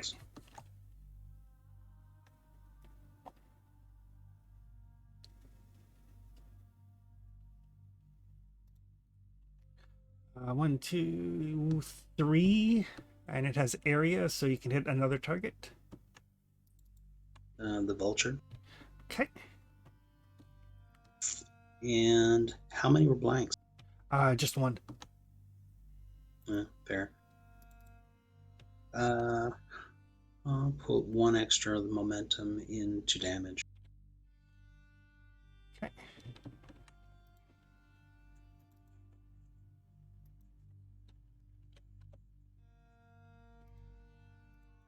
All right.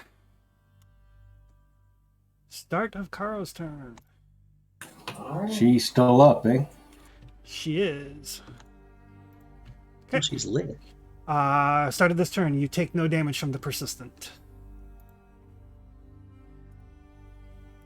Does that happen at the end? Happens at the start. Why didn't I take damage? Because it's only persistent once, so I rolled 1d6. Oh, I get you. So it's still there, it's just not gone. Right. It lasts for a number of rounds equal to the number of effects she rolled, which was 2. But if I roll an effect on that 1d6, it kicks over for another turn. Right, so I got one more round of hopeful. Yep. Okay, so I'm going to spend one momentum to disengage from the vultures. Okay. Oh, just double check, Jeff. That explosive it had incendiary spread. Incendiary 3 and area. Okay, so she is on fire. Absolutely.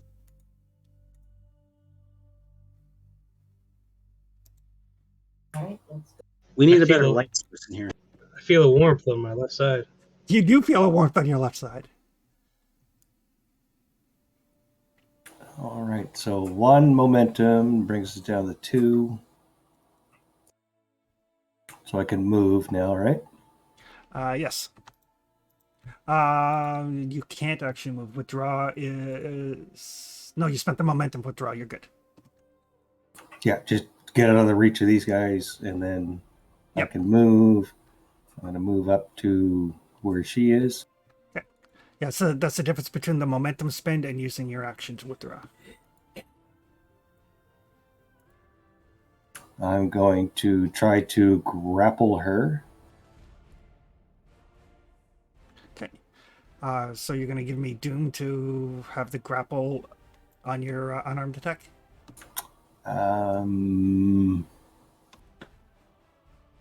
Can't I just grab her? Improvised weapons, you can give me Doom to give it a quality like grapple. There's an actual talent that lets you grapple for free. Basically, you're taking a risk by getting in that close to her. Okay, so I'm going to use my standard action to observe her looking for a weak point, exploit, Okay. instead of the grapple, which is observation, I believe. Yep. What do we got? 2 momentum? There's currently 2.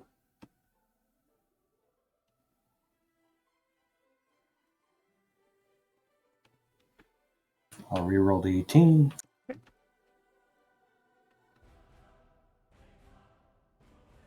Good God. Alrighty. Still a success. Dice hates us tonight. So you have found out a weak spot, but you realize that you have her attention now, and she is probably going to try to take advantage of that. Basically, it is going to give her... essentially, I'm going to take Doom for the complication. Okay. Okay. And then I'll spend 1 to do a secondary action and stab her with my very sharp knife. Okay.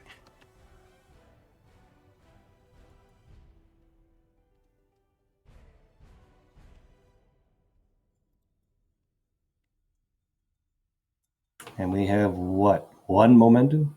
No momentum after you spend it to take your second action.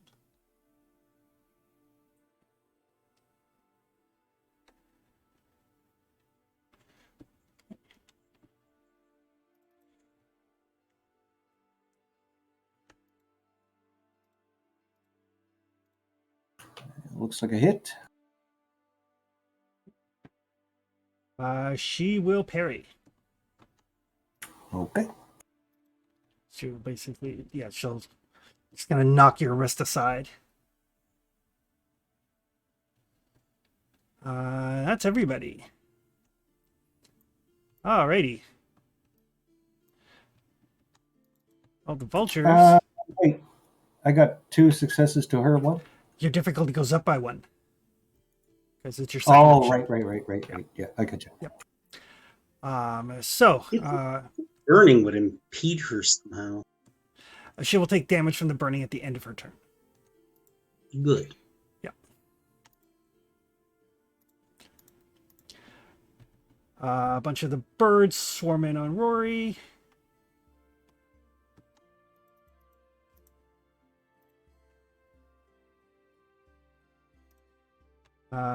For a measly 3 damage. Well, we'll roll the shield. To location 5. I have no idea what that is. 5, I think, is an arm.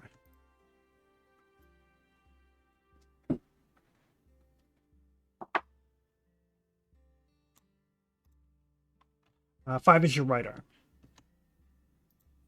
Okay. And I rolled the 2 dice. Yep. So what does that do? So they swoop in, you get your shield up, you block 2 with your shield plus your armor, so you're good there. Sweet. Basically, the minions are here to generate doom for the bad guys. Funny how that works.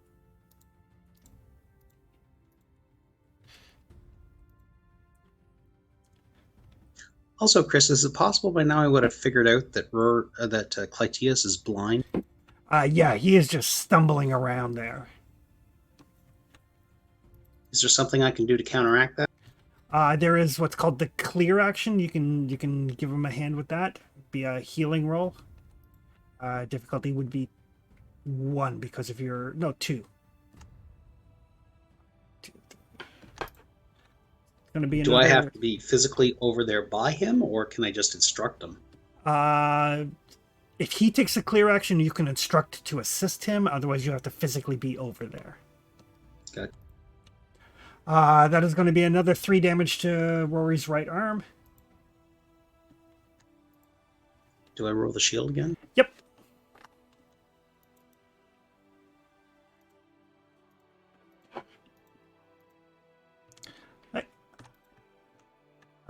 Shield blocks 1, armor blocks 2, so you're good there. Cool. The one's over on Ragnar.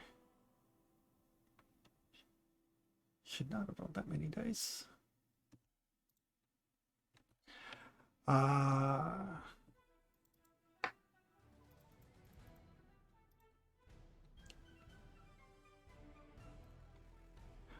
Two, 3, 4 damage on Ragnar.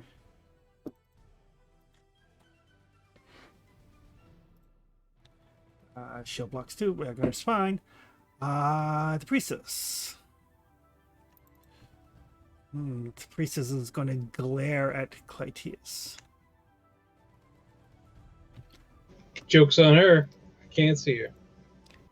Sorry, not at Clytius, at Caro.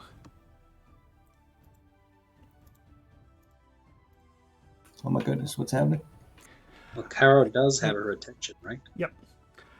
So she just reaches into and she throws out this heavily scented, finely ground sand. Oh, she's throwing out her stink dust.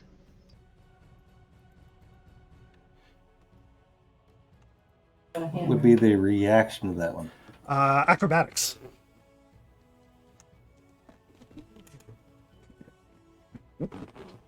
Acrobatics. Actually, you have a shield. So with the shield, you can parry ranged attacks. So you could roll your parry if you want to use your shield. Actually, better at acrobatics. Okay.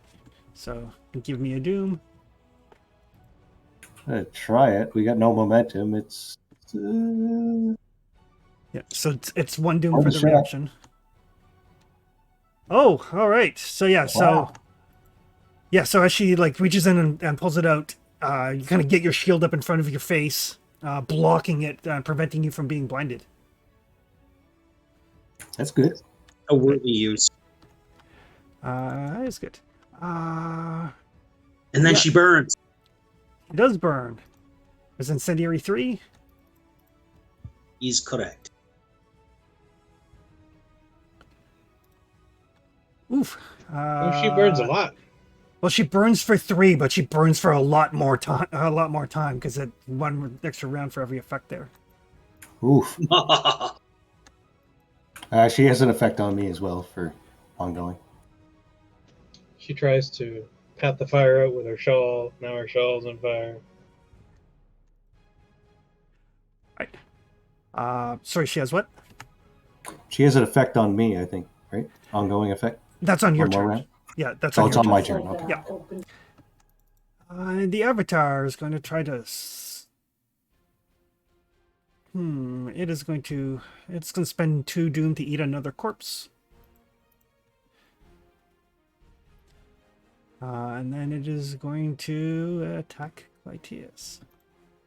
I'm not scared of the overgrown chicken. I am.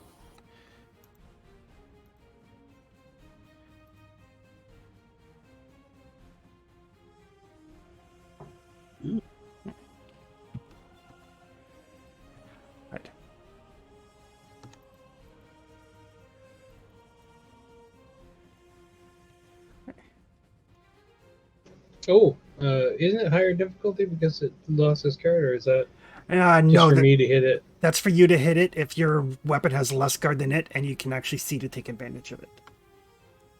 It has not regained its guard. I was just making sure. Yep.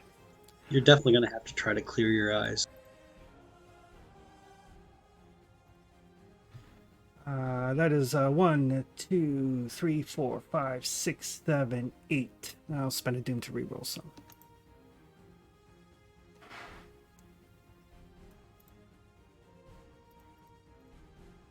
Sadly, I don't think it's going to make a lot of difference. That is 8, 9, 10, 11, 12. Because I don't have any fortune left to clear my figure track. To location 7. So your left arm. Right. Don't have the shield left. How much altogether? 11. That would normally do 1 wound, but not 2. But I will sacrifice the armor in that arm. You can only sacrifice once per scene. Oh, good. In that case, that'll do a wound, and I go down. Well, you don't go down, you just have no vigor left, and you're reeling from it. Yeah, okay. My track is full. Yep. You don't. One wound and a second wound. Yep. But that is everybody. Back to your turn. You guys do notice that, like, Clytius, for all his stumbling around, he does have, like, the gem kind of tucked away in a pouch. He does have one of the eyes, so this thing's not at full strength. It does seem to be getting stronger as it eats the corpses, but... We gotta get that other eye. Yep. Yeah, maybe I'll give it a go. I got a wound in one arm, so I got one good arm left, and I'll just try and grab for that other eye. You could try to clear for a minor action, I think. Yeah, because you can't actually try to grab the eye because you can't see it. Okay. It is a difficulty 2 resistance test. You're good with resistance, I think, yeah. Yeah, not bad. But it goes up to difficulty 4 because of your 2 wounds.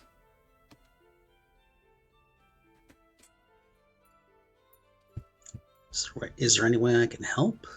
You can like shout some encouragement from across the room, and you can roll your healing dice as an assist. Can I assist as well? You sure can. I will do that. Okay. I generate 1. Do you have Hardy? Hardy lets you re-roll one of those, I think. Right, yeah, I do.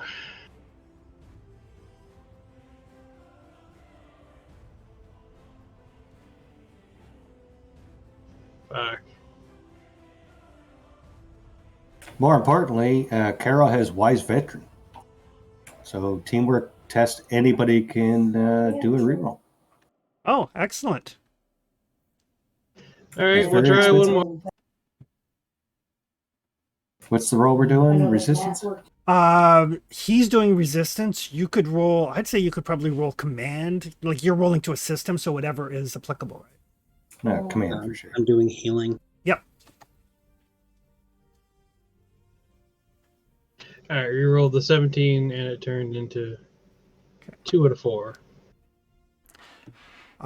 Anytime you're involved in teamwork, all characters may re-roll any die on the initial roll that results in failure. Nice. Yeah, any die, right? Even if you're not leading. Clytius managed to pull out 2. Carl managed to get 1. Rory should have only been 1 die, but that's enough. So with some encouragement from everybody, for Caro and Rory, that does take your standard action to assist. Oh, that's okay. But Clytius, you managed to like get your eyes cleared, get your head straightened around. Right. I think I will use my action for acrobatics. Okay. Or not acrobatics, athletics. Pull that eye out. Yep, we will give it a go. You can do it. What's the DC? It is difficulty 5 to pull the eye out. Oh boy. So you could give me Doom for dice if you want. Okay. Do it. Saw you, Rory. For Claudius. Might as well go all three. Okay. Hell yeah.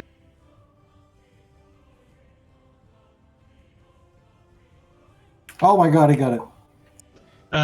5 becomes 8. So generate some momentum in the process.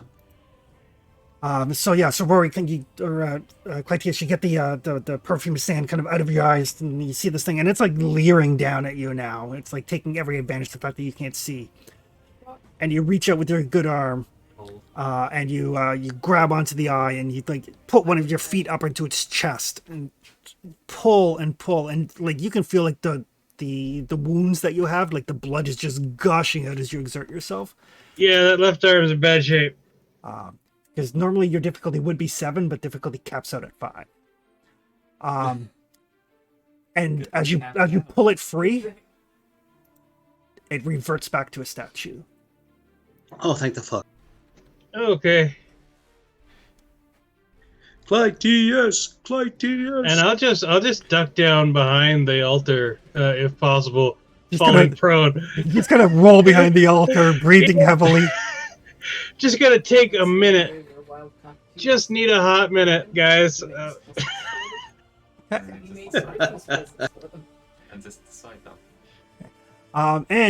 more importantly, as the avatar reverts back into its statue form, the winged vultures disappear as well.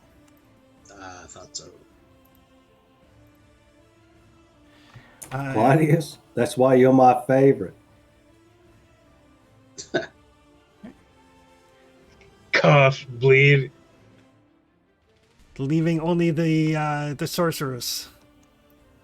Oh, she's so dead. So in the You guys got this right, Captain? Oh, I'd say so. okay. I'm just gonna take a nap here.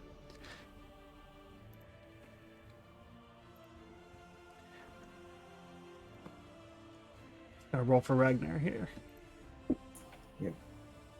Initiate curb stomp. All right. So 3. Oh, he's doing great. He's doing great.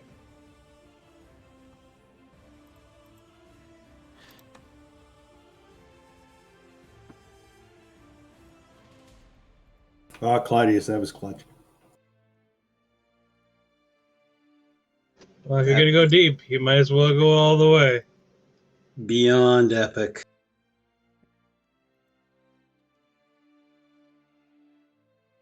Now, does Ragnar actually have Killing Strike? No, I don't think he does. He does not. So he basically like kind of cuts the leg out from under her, stabs her across the shoulder. She's not in any condition to be able to put up much of a fight here. And she's gonna burn anyway. She is, and she's got no vigor left now either. So the only thing that matters really is at the start of Karo's turn. Great. Ongoing damage.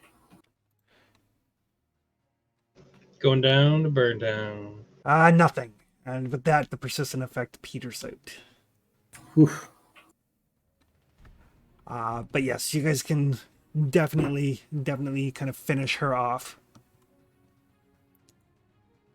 And limping your way back out of the catacombs. There's nothing of any worth or value down here, other than the 2 massive sapphires. Yeah, Claudius is clutching one in his right hand, and the other one is rammed into his pants. Cool, considering we only have to give up one of them. Yep, that was the deal. That's what I was thinking. So battered and bruised and limping out of the manor house. We will pick this up next game. Well, We nice haven't thing pissed is, anyone off yet, have we? Like, we can still stay here and recover. there's no Yeah. living witnesses. Yep, you can definitely take a couple of moments to kind of like recover as you limp your way out. Oh, I just meant like in town. Yeah, in town, you're not in. You could take some time to visit the healers if you wanted to. I think it might be a good idea. Well, I'll patch him up before he heads out.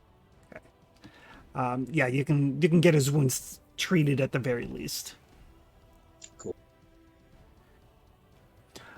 But yes, everybody, we'll say 175 XP.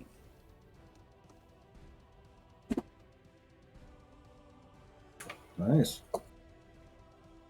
That could have been worse, boys. Mm. Yeah, we could have all been dead.